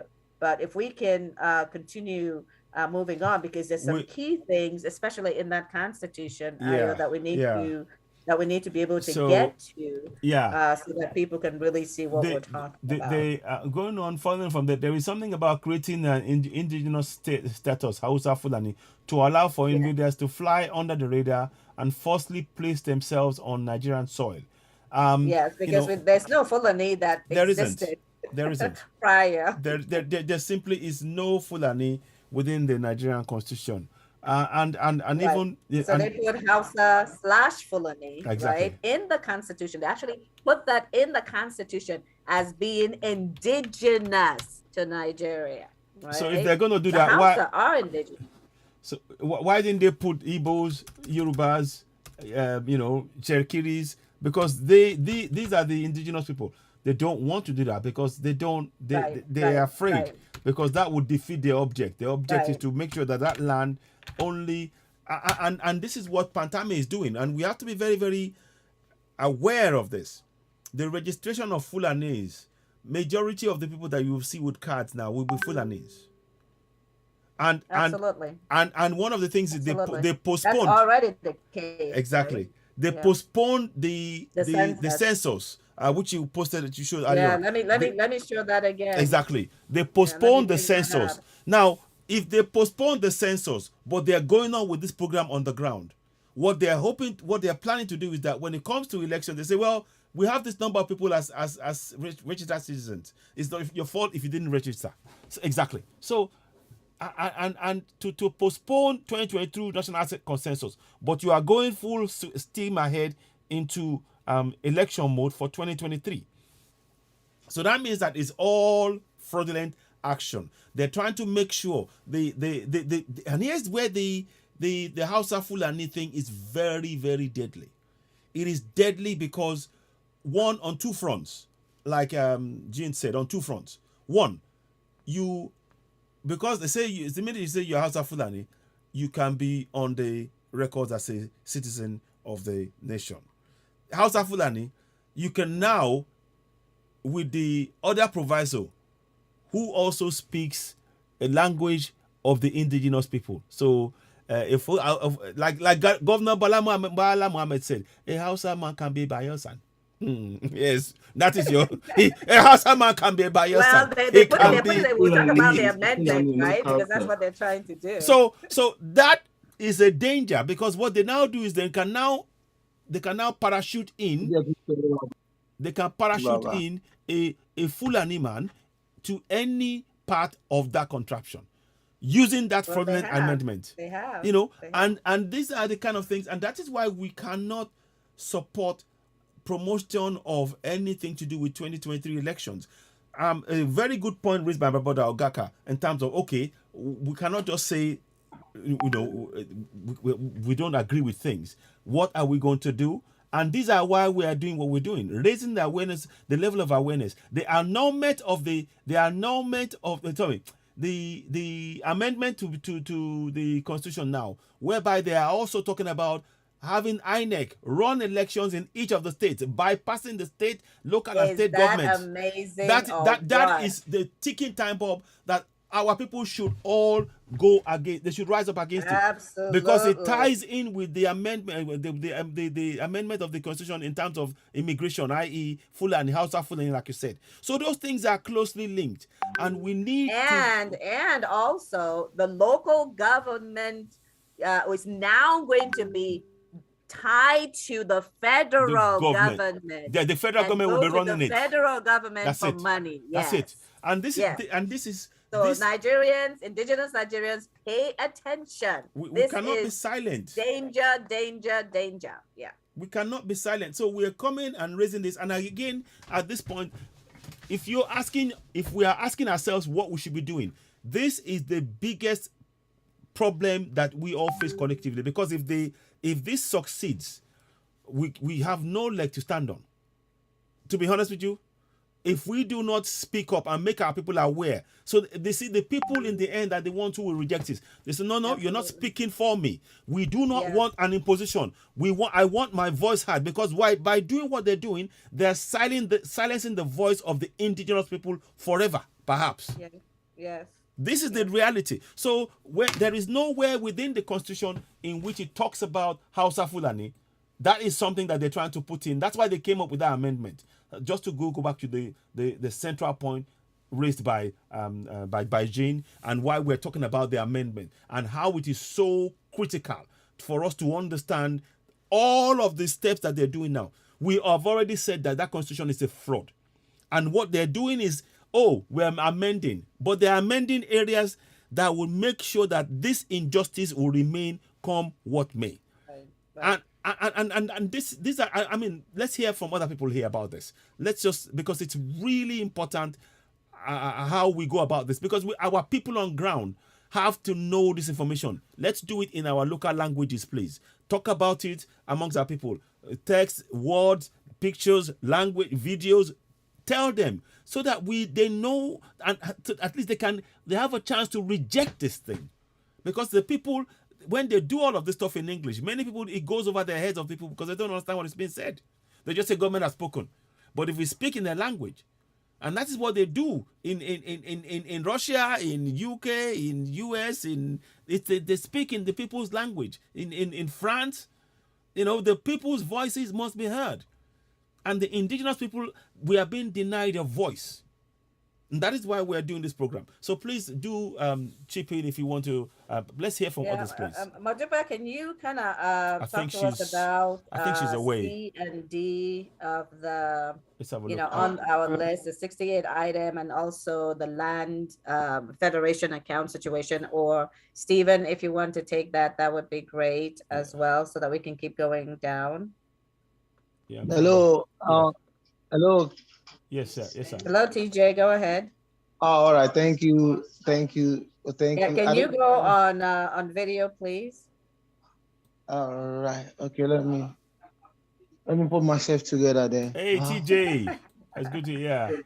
Okay. We'll continue. So Stephen or Majuba, can you guys kind of walk us through the 68 item list, and then the federation account? Hello. Yeah, go ahead. Are you ready, TJ? Oh, yeah. All right. Let's see your face. Nice one, TJ Baba. Good evening, everyone. Good evening. Good evening. Hey, TJ, how are you? Yeah. I'm fine. It's been a long time. Good evening. I know. Thank you, everyone. I joined to the conversation, as in the meeting keep going on and the conversation. But to me, if everybody can understand, I don't know. this is the time that I think that people that we need to, maybe if Nigeria can hear us, the whole world, the set of people who can be able to listen to this conversation as far as going on now. People that I think that we need to draw their attention very, very well is the youth people. Absolutely. Because if in a family we are 5 of one parent and every one of us want to vote or they wanted to go and vote, so they should be able to understand their situation before voting again. Absolutely. Yes. Coming to October 1st this year, Nigeria is going to be 62 years. Oh, goodness me. Oh. So what is the achievement of it? So people that I think that they need the message very, very well is the youth, not the old people. Right. I think you're very right with that, and I know it's kind of diverting a little bit. But TJ, one of the things that we want to be able to share, Madupo, is that list that we sent as to how Nigeria was doing in 1980, and then it has been progressively run into the ground. Even if you said 80, there are people that are born in 80. Yeah, good. Yes, but people that are born in millennial now, they are the one. Yeah, I'm just saying that the youth today need to see that Nigeria was something before these people run it into the ground. And it can be that again, you know what I mean? It's important for them to know that. It is. I'm sorry to stop you. There's nothing like, to me, which my understanding, there's nothing like Nigeria. Don't let us deceive ourselves. If he wants to keep that name, if American does not. Yeah, but the name is not the problem, right? No. The problem is what they've done with the union. In all aspects. Ghana have the British name that are given to them, or by Dutch name, but they change it to Ghana. To Ghana, so many Africans. So why Nigerian? Yeah, but let's get our freedom first. Yeah, we exactly. Yeah. Can I just stop? Go ahead, Madupe. Yes. To kind Sorry, of TJ, did you want to say something else? Sorry, Madupe. TJ, did you want to say something else? Yeah. So if we are talking about the Nigerian, that name, if that country is working, we're not going to be talking about different ethnic group, different all kind of digestive angle. But the point of it is that Nigeria was built in fraudulent country. 1914 amalgamation is fraud, which everyone know.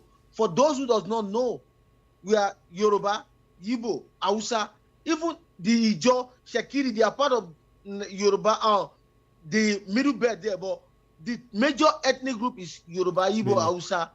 But for where we are now, Hausa, Fulani, who are the Hausa, who are the Fulani?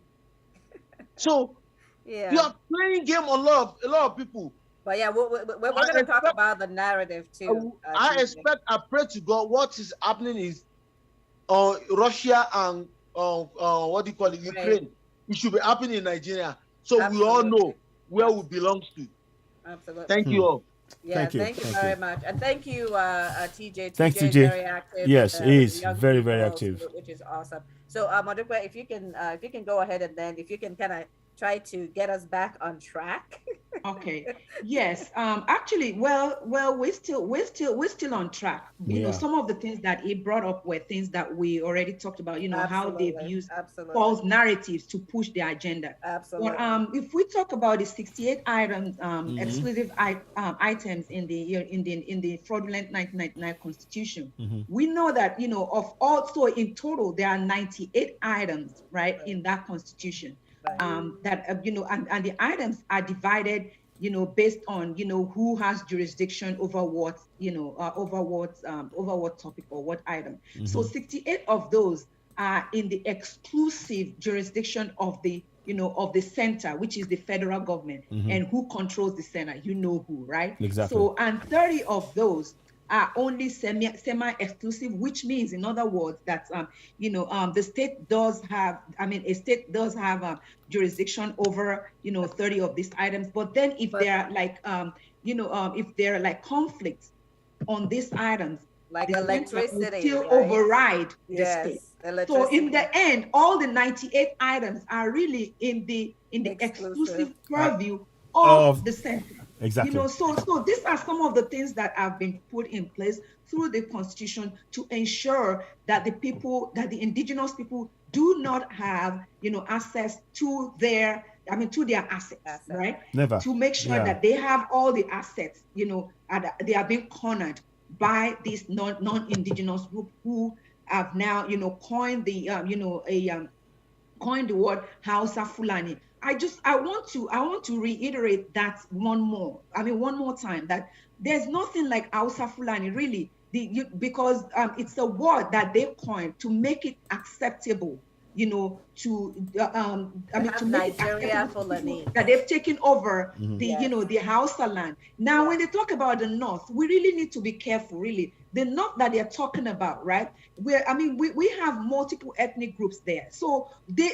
use that to say the North, to say that, you know, to paint a picture that they are more than, that they have the number, but they don't have the number because, you know, there are only like 6 core North states, which they have actually cornered, right? And those are the states that have that I think those are some of the states that practice Sharia, right? Yeah, you know, 12 of the states actually have those Sharia. states. I'm sorry. Yeah, I know 12. I know 12, but the 6 states are the 6 core North are the ones that, you know, they are part of the ones that practice Sharia, but those are the states that you will find heavily Fulanis, which they took from the Hausa people, right? So when they talk about the concept of the North, they make it look like, you know, they are all over the North. No, they are not. And that's why they're trying to uproot people in the middle belt, you know, from their land, so that they can now make it a true, you know, Fulani, you know, to make the North a true Fulani, you know, region. That's what, those are some of the things that they are doing, you know, in a subtle way, but we know that that's what they're doing. So if I go back to the, you know, to the talk about, you know, after the exclusive list, they've also done stuff like, you know, making sure that they set aside the federal character by making it unenforceable in the courts. So really, you know, where the federal character that says that, you know, there should be equity, you know, and there should be equity amongst all of the units. But what we have is, you know, is over concentration of, you know, of revenue. The way the revenue, like the minister list that you showed, right?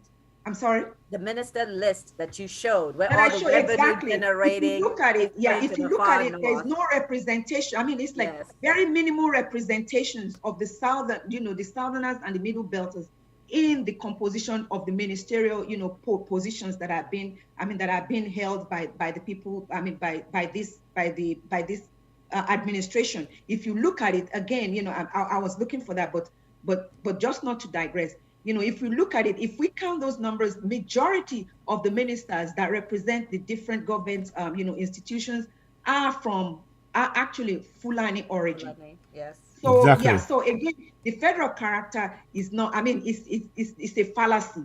It's not really, you know, it's not really a reality.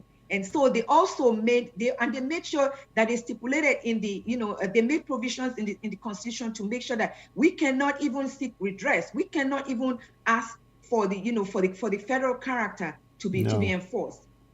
Then lastly, you know, the way they set up their political processes, you know, like the way the you know, the current election process, and the way they have, you know, representations from each region. We talked about the different local governments, you know, like Kano has 44, you know, Jigawa has total of, you know, Jigawa has 27, right? Making a total of 71. So in the House of Representatives, can you imagine, they actually have the most number of legislatures there, right? And the same in the House of Senate. So the way, so that distribution can never make it possible to push anything that is going to be beneficial to the Southerners. Yeah. And we know that to be a fact. And then also, and we know that, you know, and the way these people are heavily compensated, oh my goodness. I believe that our legislatures are amongst the most that are they are among the most compensated legislatures in the world, if not the most, right? So again, they have made it possible, they have made it impossible, right? Impossible for people for indigenous to benefit from what comes from their land. Wow. I mean, it's really very, very sad. And also, again, we talked about unitary Nigeria, that, as long as we practice unitary Nigeria, there can never be democracy in Nigeria. No. And they made sure that is the case with their 1999 constitution. I can show a video that can kind of highlight some of the things that are wrong in that constitution, or some of the things that allude to the fact that, we've been cornered. And as they usually say in the local Nigerian slang, that we have entered one chance. I'm sorry. No. Somebody was. I think somebody just put something there. Okay. So I can show this video real quick. Let's see if I have it. Quickly. All right, so I think it shouldn't take long. Okay. 10 things you never knew about the 1999 Constitution. Oh gosh. Did you know that the 1999 Constitution was promulgated by the Military Decree 24 of 1999? And to think of it, this 1999 Constitution was never subjected to a referendum. Did you also know that this 1999 Constitution was written by a selected few that never got the consent of the indigenous nationalities or its representation? Did you know that after writing the 1999 Constitution, it was hidden from the public until after the inauguration of President Obasanjo in 1999? Funny enough, this 1999 Constitution was not printed by the government press or any known printers in 1999.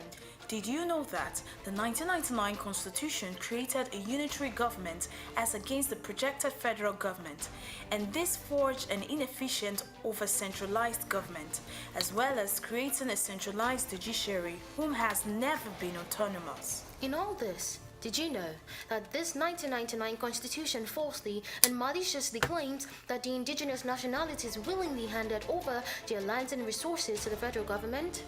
And interestingly, did you know that the 1999 Constitution calls state governors chief security officers, but at the same time centralized all the security agencies and denies these state governors control over any of the security agencies? And finally, do you know that the illegitimate 1999 Constitution in Section 6, subsection 6C, absolves the government from liabilities regarding rights of the citizens as provided in Chapter 2, making this right not justifiable? This and many more are the reasons why corruption, unaccountability, incompetence, and insecurity are institutionalized in Nigeria.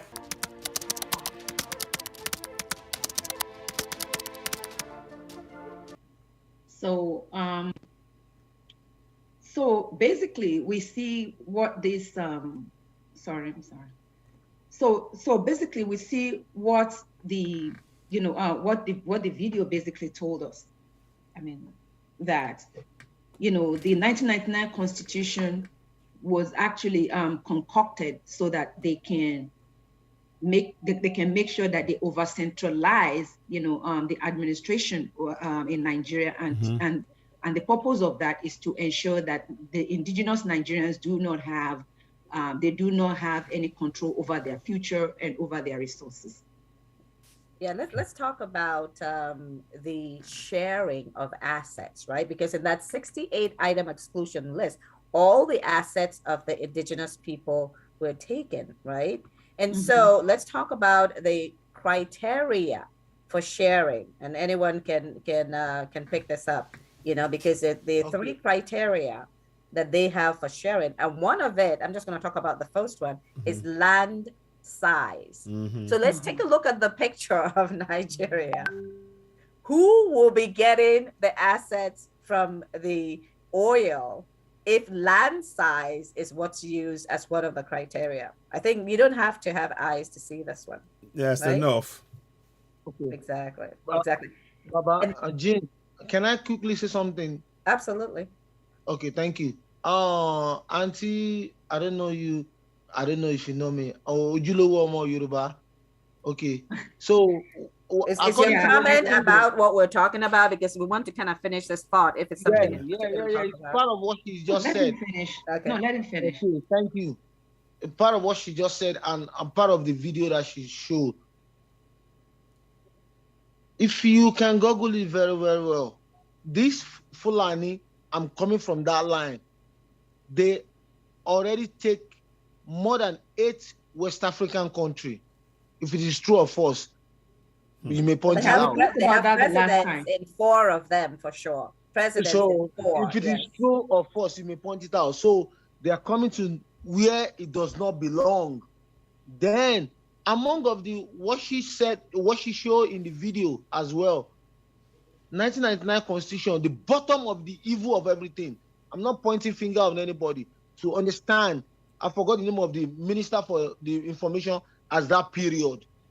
Obasanjo is the one who sell everybody outside because he was the president and he doesn't know anything about the Constitution before he was sworn into the power. So, if true or not, the bottom of everything is just like, if you understand, you sitting down here, I'm saying what I know to my own understanding. So, if we want to solve this solution, make this announcement or whatever you may call it to those who are supposed or they are thinking election is the right solution or election is the way through to the problem. So that is all I have to say. Yeah, and that's why we're doing this. And if you have suggestions on the specific groups or specific people to take this to, I mean, I'm more than willing to do that. And I believe that, my brother Ayo here, we're all here. Also, we're definitely we're ready to listen. We're ready to take those suggestions and take it to those individuals that you think should be hearing this. But thank you for that contribution. I believe is the grassroots. If power to go to the school, to the university level, to the market sectors, to any angle, it's just only the common people on the streets who is looking for daily bread, who is looking for what to eat, and Mumbole, I will buy this one for my family. It's only those one, because in a family, 5 people, 7 people, they are planning for election. They are number. Okay, so TJ Baba, thank you very much again. So that you said that, based on what you said, that to the grassroots and everything. So this video will be shared. Brother Ayo is also going to share this also. But also you can do yours as well by sharing this with people that you know, sharing this with people that you know here and back home as well.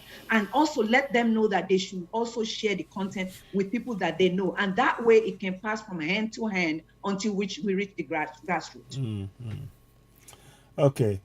Okay, so just kind of continuing on the division of assets, right? So they use the land size. Yeah. We know how, and then we talked about the local government areas earlier and how that has been skewed.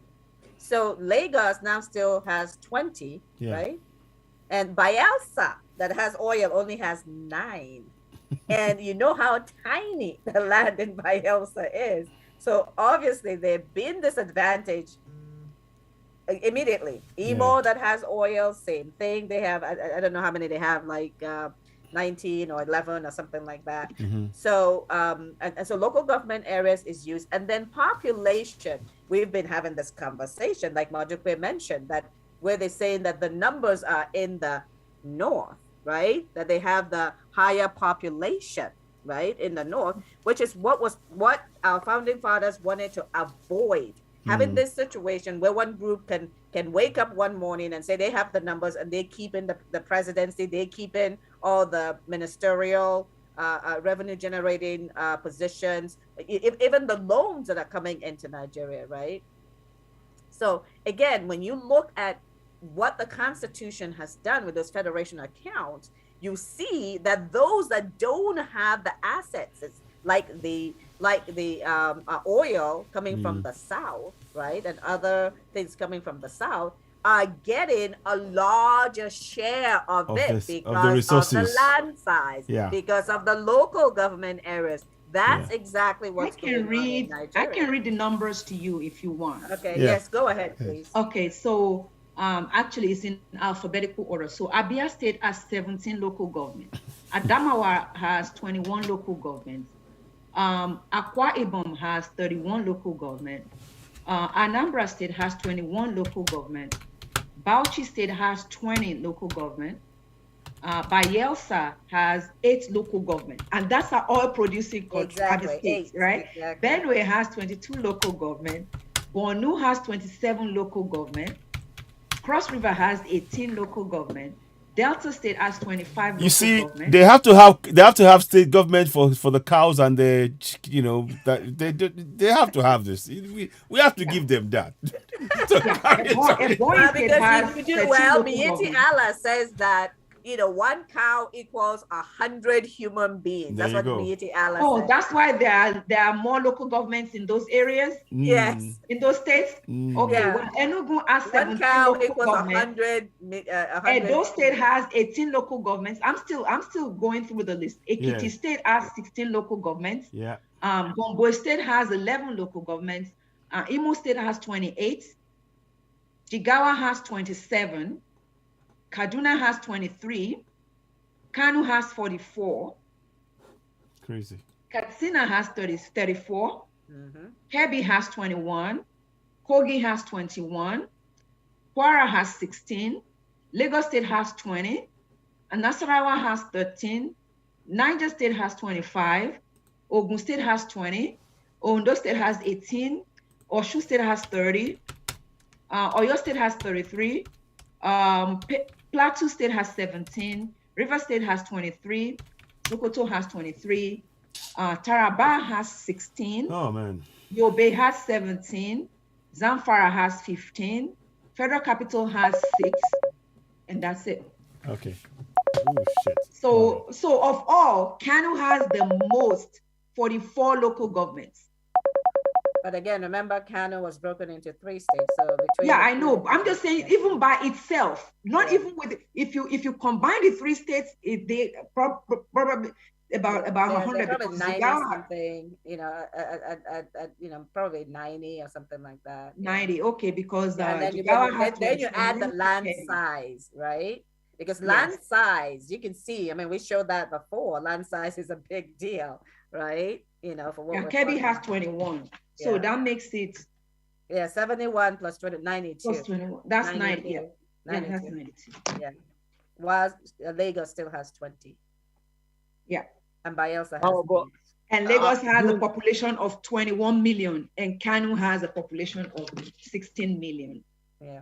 So if you're using land size, so I mean let's just local government area. If the land size, if we're using land size, that Kano is bigger than Lagos. So is it land? So is it the lands that are going to you know eat the resources, or the people, right? Yeah. Because if you have 21 million and you're giving them less compared to to a state that has that has 16 million, but you're giving them more because they have a larger land size. It just defies common sense to me. Right, but when you put those 2 together, because those are the main ones, right, where they're really pushing the asset distribution, you know, because now you have LGAs and then you have land size, which disadvantages, you know, the middle belt to the south. Yeah. Okay. Any comments from people before we move on? Jean, there's a comment. There's a comment, because I heard what she just read out. Sokoto and Kano, they have land size more than Lagos. Yeah, well, actually, if you combine most of the south, is less than Kano. Hold on. Lagos and Ogun State, they are in the same. And Lagos, what Lagos bring back on the table as incoming generated revenue, it's more than both the 2 states. Yes. What are we talking about? Yes. Is that what? Why are we working to feed other people? Exactly. Why is our What are we asset? doing? Our assets are going to other people. We were working to fill other people with money and population. Lagos is already exploded in population. TJ, before you actually get angry, let me give you a fact that will make you get even more angry. Sorry, I don't mean you to get angry. However, when we're going to be talking about RUGA is not about pasteurization. RUGA is using federal and state money to go to foreign Fulani. Okay, now now we're outside of Nigeria. We're outside of the ones that are in Nigeria, that have been in Nigeria for a while. RUGA takes federal money 80% and state money 20% to bring foreign Fulani from all around Africa, give them Nigerian citizenships and give them land, because Bauchi governor says that the forest is now, land for everybody, not for the people that actually own it, right? So that's what they make a suggestion, Jane, yeah, go ahead. I'm sorry. Yeah, because this topic is going to come just after the right. one. So I want to make a suggestion though, is because this is very important. I'm thinking that maybe today we can stop at that, so that we will have time to discuss the rest of it, because I don't think we will do justice to the to this, because these are concerns, right? They are great concerns, so we should not just brush over them. I think we should spend time, so that people can have the kind of understanding that is going to sensitize them to sensitize them to what is really going on. So don't let us just brush over it. I think that we can take the time, complete the rest of this, talk about the next topic, and then this issue that you just brought up, and then we can pick it up from there. That's just a suggestion. Yeah, that's a great suggestion, because we are kind of running out of time. So Paul, go ahead, Paul, unmute yourself. Okay, and everyone can have a discussion about what we've been talking about, because these are really things that we need to unpack. Yes, good evening, everyone. Good evening, Paul. Can you go on video? I'm at work. I don't. Oh, okay. Yeah, go ahead. I just stepped out of the building. Yeah, that's okay. Near where I parked my car. That's okay. So, my own suggestion is this. I think we should focus more on how to take this message Barrister Nadi did in his broadcast about the intention of the attempted amendment of the 1999 Constitution by the National Assembly, whereby they are trying to expand access to citizenship through registration and trying to allow more people to come into the country and give them citizenship. And those people we know are these foreign Fulanis. And that means endangering our people more and more. So if we can find a way to spread these messages down to our people in the Middle Belt and Southern Nigeria, so the lawmakers, so they will see this for what it really is, so they will all reject the amendment at the state level. So it will not go. And then those lawmakers, those people from our own territory who are at the National Assembly, we need to equally let them know that this thing they are doing is wrong. I don't know how we are going to do them, because that is really the basis. That is first of all to secure our place before we go to other areas about how to fight and get our freedom. Because these people, they are hell-bent on doing this. They will not stop until they succeed. You can see how they are trying to do about what they are trying to do concerning the presidency. They are using their so-called population against the rest of the country, whereas in actual fact they are not much. They are not more than us. If you want to do a true census, the census we've been having has always been a fraudulent census. They count all manner of things and join as their own census figures. So. One more thing, I did my youth service in Bauchi in 1998. That was when I realized that this issue of they have landmass, yes, they have landmass, but do you know that most of those landmasses most of those landmass they have are sparsely populated by people. Absolutely. They have their major populations in the state capitals, and maybe like for example, Bauchi has where you can find more people are in Bauchi town itself, and the second biggest city, Azare. Other places are just a sprinkle of people. You can drive a long distance, that large landmass, you only see little hamlets. Right. And that's how they claim they have population. They don't have population like that. And it's the same thing across most parts of the north. In fact, we have more people in the middle belt than in the core north. So this is what our lawmakers from the north, from the south and middle belt don't know. and we need to put this into their head. Well, that's an assumption I wouldn't make. If you can print maybe leaflets and booklets of what Barrister Nadi said and take it down to our lawmakers in the state assemblies in the South and Middle Belt, so that when they look at it clearly, they will reject this amendment that has to do with local government, at least that area. Thank you. Okay, thank you very much, and absolutely. I mean, like, that's why we're doing this, right? Because when we keep talking about this, and we'll talk about this when we talk about the narrative, if you continue to talk about it one item at a time, and Paul, by the way, we have been hitting hard on RUGA. We've been on RUGA for a long time because everybody dropped it, right? Citizen AY and Madupe, and we have been hitting it hard.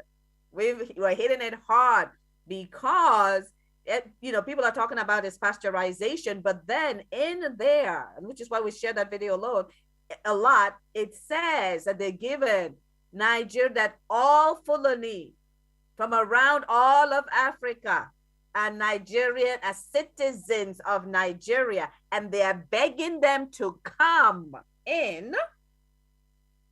They're begging them. They want to, what did he say again? They want to sensitize them and gather them together on our land for free. 80% federal government, 20% state government. So we've been hitting this hard and hard and hard, okay? And sending out those videos and doing these programs and going out on WhatsApp at every avenue, Twitter, we're everywhere, trying to make people understand that RUGA is not pasteurization, it is colonization. RUGA is colonization. RUGA is colonization. And then now, they are now going into the states with the amendment. And we've been talking about this every single week. They're going into the states to now, these people that came in, and we'll talk about how they came in, some during COVID, and we'll take a look at all the information from the different states, immigration service, right, border service, that we're showing how they were trying to bring in these people and brought these people who have now disappeared into the forest, and it's those people that they now want to make state indigents. And we saw that video at the beginning talking about how that's going to change the demographics. So this, what we're doing today, and we're going to continue next week and probably the week after that, because there's a few things to unpack, is showing the people now together how this plan is working. And then we're going to give them an opportunity, give them different ways how they get engaged, what they need to do, what we must do collectively, what we must do individually to turn things around, including and up to, especially right now, we need to be in talking to our lawmakers, saying, maybe you didn't know this is what's going on. How? I don't know. But this is what's going on, and you need to resist it. And by the way, RUGA needs to be not just rescinded, but all those people that have been given Nigerian citizenship, that should be rescinded because they're not Nigerian citizens, not by any rule. So you can't just create a program and hand out free Nigerian citizenships, hand out free Nigerian money, free Nigerian jobs, free Nigerian ranches. That is insane. But that's that people in Nigeria don't have access to. I know, they're living in poverty. Yeah. What about Yorubas? What about Yorubas in other African countries? Why are they not being brought into Nigeria and given farms? What about Igbos? We saw that map. There they are in southern in Cameroon. Why are they not being brought in and given ranches and farms as well? Why is it only the Fulani that are getting this? But we'll continue on this conversation next time. But in the meantime, AY, if you can kind of talk a little bit about what people can do, and then we'll wrap up in the next couple of minutes. Let's talk about some of the things that people can do, and then we'll pick this back up. I'm going to wait if you want to get us started. Go ahead, please. What people can do. Well, some of the things, I mean, if you yield the floor to me. Yes. Yeah. So some of the things that we can do really is to, again, what we talked about too, is to find a way to reach out to our lawmakers, even though we know that they know, but we will still, we should still do what we need to do, like to reach out to them and let them know. And again, it's so that in the future, right? Because I know that we're going to overcome this. Yeah, I know for a fact that we're going to overcome this, so that in the future, none of them can say, oh, well, you didn't tell us. Well, we are telling you now, and we will make efforts to reach out to them and let them know that they should stop this RUGA, this constitutional amendments that they're trying to, that they're trying to pass in the states. Remember that they've already passed it in the, at the federal level. So now it's left to the states to kind of rectify it. So what we want to do is to reach out to our state legislatures and let them know that, that they should stop this, that they should stop they should stop the amendment from passing. Exactly. And they can do that. So that's number one. Then the other thing that we can do, just like I mentioned earlier to TJ about that, programs like this, we can actually begin to share it with our people, with our contact, everybody in our contact list. Share the video. Let them take the time to kind of listen to some of the points that were discussed, or some of the issues that were raised in the video, and then encourage them to also pass it on to their own contacts, so that way, we can reach as many people as possible. That's another one. Then also we should find a way to engage some of our neighbors in the West African countries. And I know that we said we have Yorubas in West Africa too. Yes. We have Yorubas outside of Africa, right? Yes. We have Yoruba. Yeah, we can tell our Yoruba brothers from outside. Yeah, can you come on in too? We can do that as well. For everybody. But at the same time, we need to kind of get the words out there to our neighbors, and also both in Africa and outside of Africa, to know what is going on. So, we need some translators, Modupe. We need translators that will translate into the various languages, indigenous. Absolutely. Yes. And then we should also get on social media as well. And I'm going to leave it there. So let somebody else. So thank you, Dr. Modupe and Jean and everybody. Yes, again, I reiterate, and I also echo the message by Dr. Modupe. We need to make sure that everybody must really get on board on this. We need to get on the case of all of those honorables. When it comes to elections, 1 second, please. 1 second, TJ, please, if you permit me. When it comes to elections, these honorables will come and give you a bag of rice. They'll come and give you oil. They'll come and, but when it comes to places where things go wrong and you need their help, they're never around. And I think we need to now hold them to account. Absolutely. And really say, look, if you are going to, we do not want anything to do with Nigeria. Let's be clear.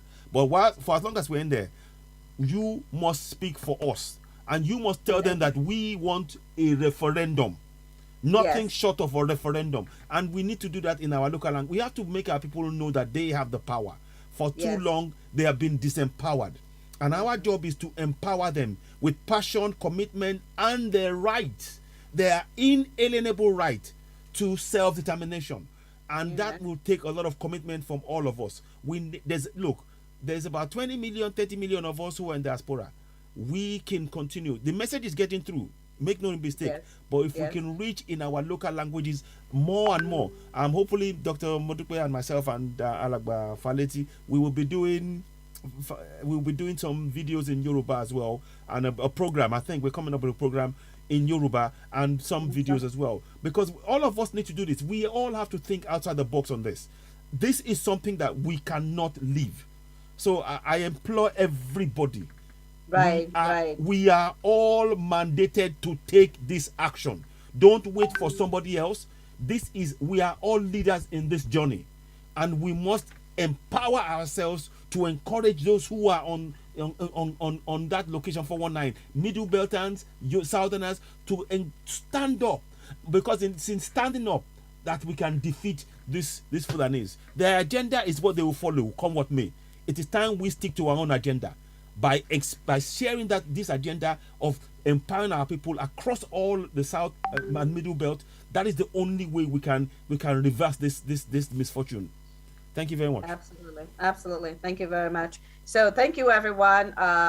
It's been a very vigorous discussion, and we'll pick it back up next week. Again, one of the key things that we are trying to do is, again, to enlighten our people, because knowledge is power, and power leads to freedom. Knowledge is power, and power leads to freedom. And TJ, if it's possible for us to pick that back up next week, because we're way over time where we're live streaming, we're supposed to have ended a while ago. That would be awesome. Or if you want to make it like really quick, then just a quick. Okay. I thank everyone on the board and video. Yeah, everyone on like everyone on the video, everyone on the live broadcast. I believe 1,000 people hearing or whatever, but like I had like the doctor Modupe Adebayo, yeah, and Baba Adebayo. Baba, you said something, but for people who is listening, who are colleagues or whatever, Baba, you said something before. Yoruba are signing one petition, 5 million petition. Did you remember people? So just to, it's a big lion, how to fight it out. That's just all. Thank you. Absolutely. And again, people need to understand one thing, just so I clarify. There's a petition that is the collective. Okay, so all these petitions, like the ones that have been signed by the Yoruba, because Yoruba, at the end of the day, are wanting to have a homogeneous group and have their own nation like they had in the Western region, right? So those petitions are germane to what's going to go on in their space. The Lower Niger needs to have theirs, the Middle Belt needs to have theirs, and then collectively, all of that now signifies for the whole area from the Middle Belt to the South to give us the numbers that we're talking about, okay? So let's just make that clear, that the petitions that are being signed, because you're going to need, because each region is going to be doing their referendum within their space anyway, and then each one will now have a result, and we're going to figure out what's going on. But collectively, all of those numbers should work towards getting into that referendum on Nigeria. Yes or no? Do we want to stay in Nigeria? Yes or no? Do we want to have a different form of government? So thank you very much for bringing that up. So everyone, please share those petitions. Share Nina's petition. That, you can sign yourself, but you can also sign up others, because you can put in their information and use your computer or their phones to sign them up. Majuba, I don't know if you wanted to say something, because we're getting ready to close out. No. I think I want to clarify what I think there are like two. The one that TJ Baba was talking about. There's a recent. Actually, it's not a referendum, but there's a recent one that is out there about the so that's the one. So I think both of them really they need to be.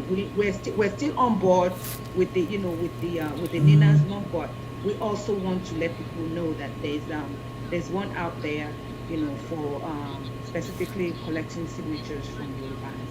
Right, which I said is actually necessary, for all the different areas. That's another discussion for another day. But I'm just saying, what I was saying is that all of that is germane, because all those signatures actually combine to show the intent of that's true. The South. Yeah, okay? indeed. So thank you all very much. And, thank you.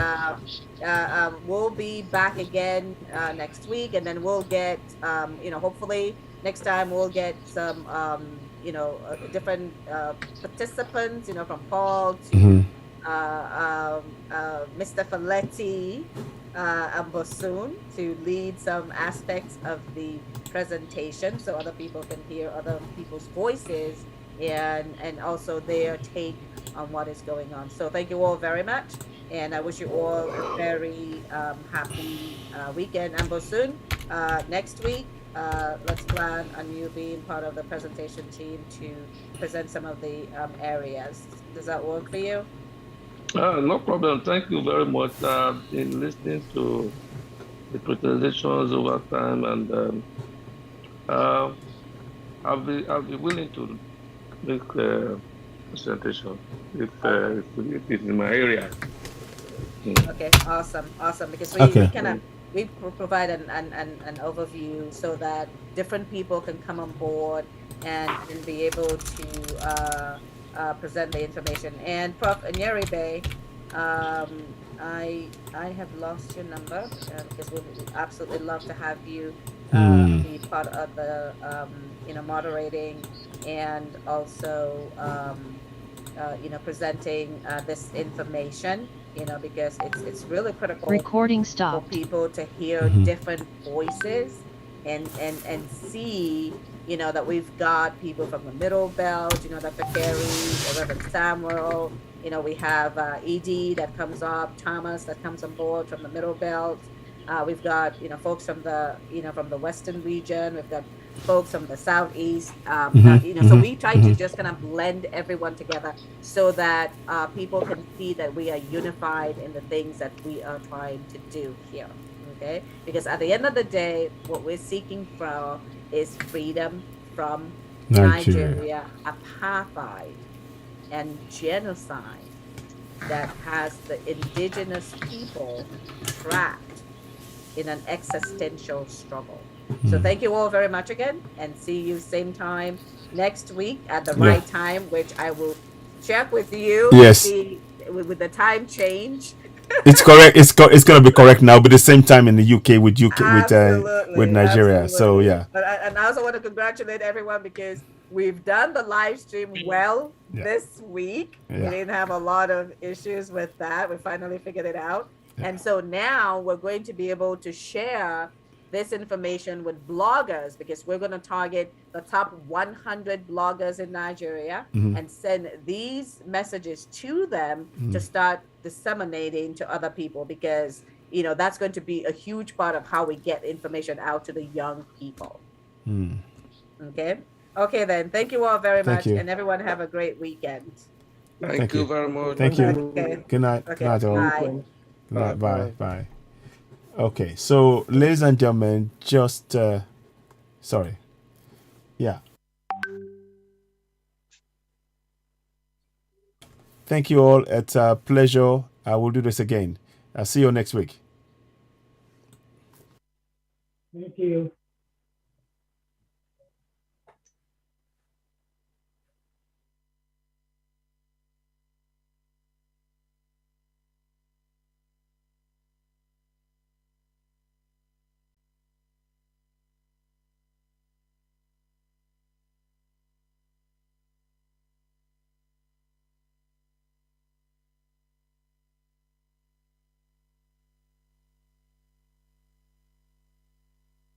Recording stopped.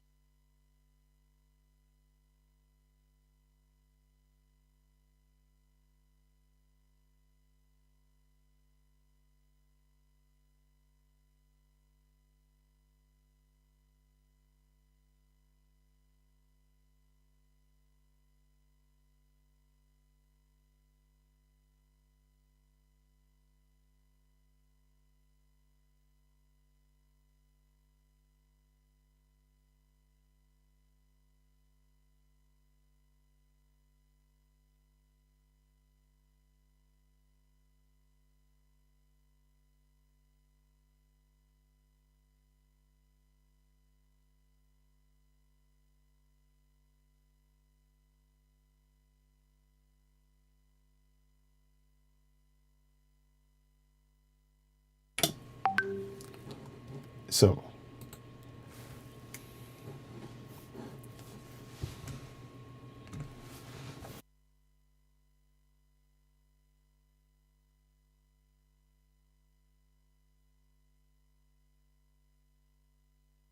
Ejo, before I close, please sign the petition. Sign the petition, please, before you go.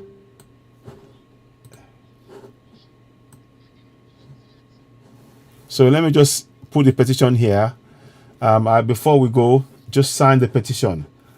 Make sure you sign that petition, and I'll be very, very grateful for your help and support in there. Just sign the petition. Okay, that'll be great. Just sign the petition. In closing, thank you very much for joining us in this podcast. We'll be back later on. Thank you very much for the petition. Thank you, and we will be in touch later on. Let me just make sure we round it up. So Mokofeki about sign a petition. Make sure you sign the Nigeria petition and Yoruba Nation, not Nigeria, Yoruba Nation petition. Continue to sign it anyway. We just if you please go ahead, and we'll be in touch. Thank you. Thanks for watching. You're watching Citizen Oduduwa TV Radio with Citizen AY. Thanks for sharing. Talk soon. Bye bye. Bye for now.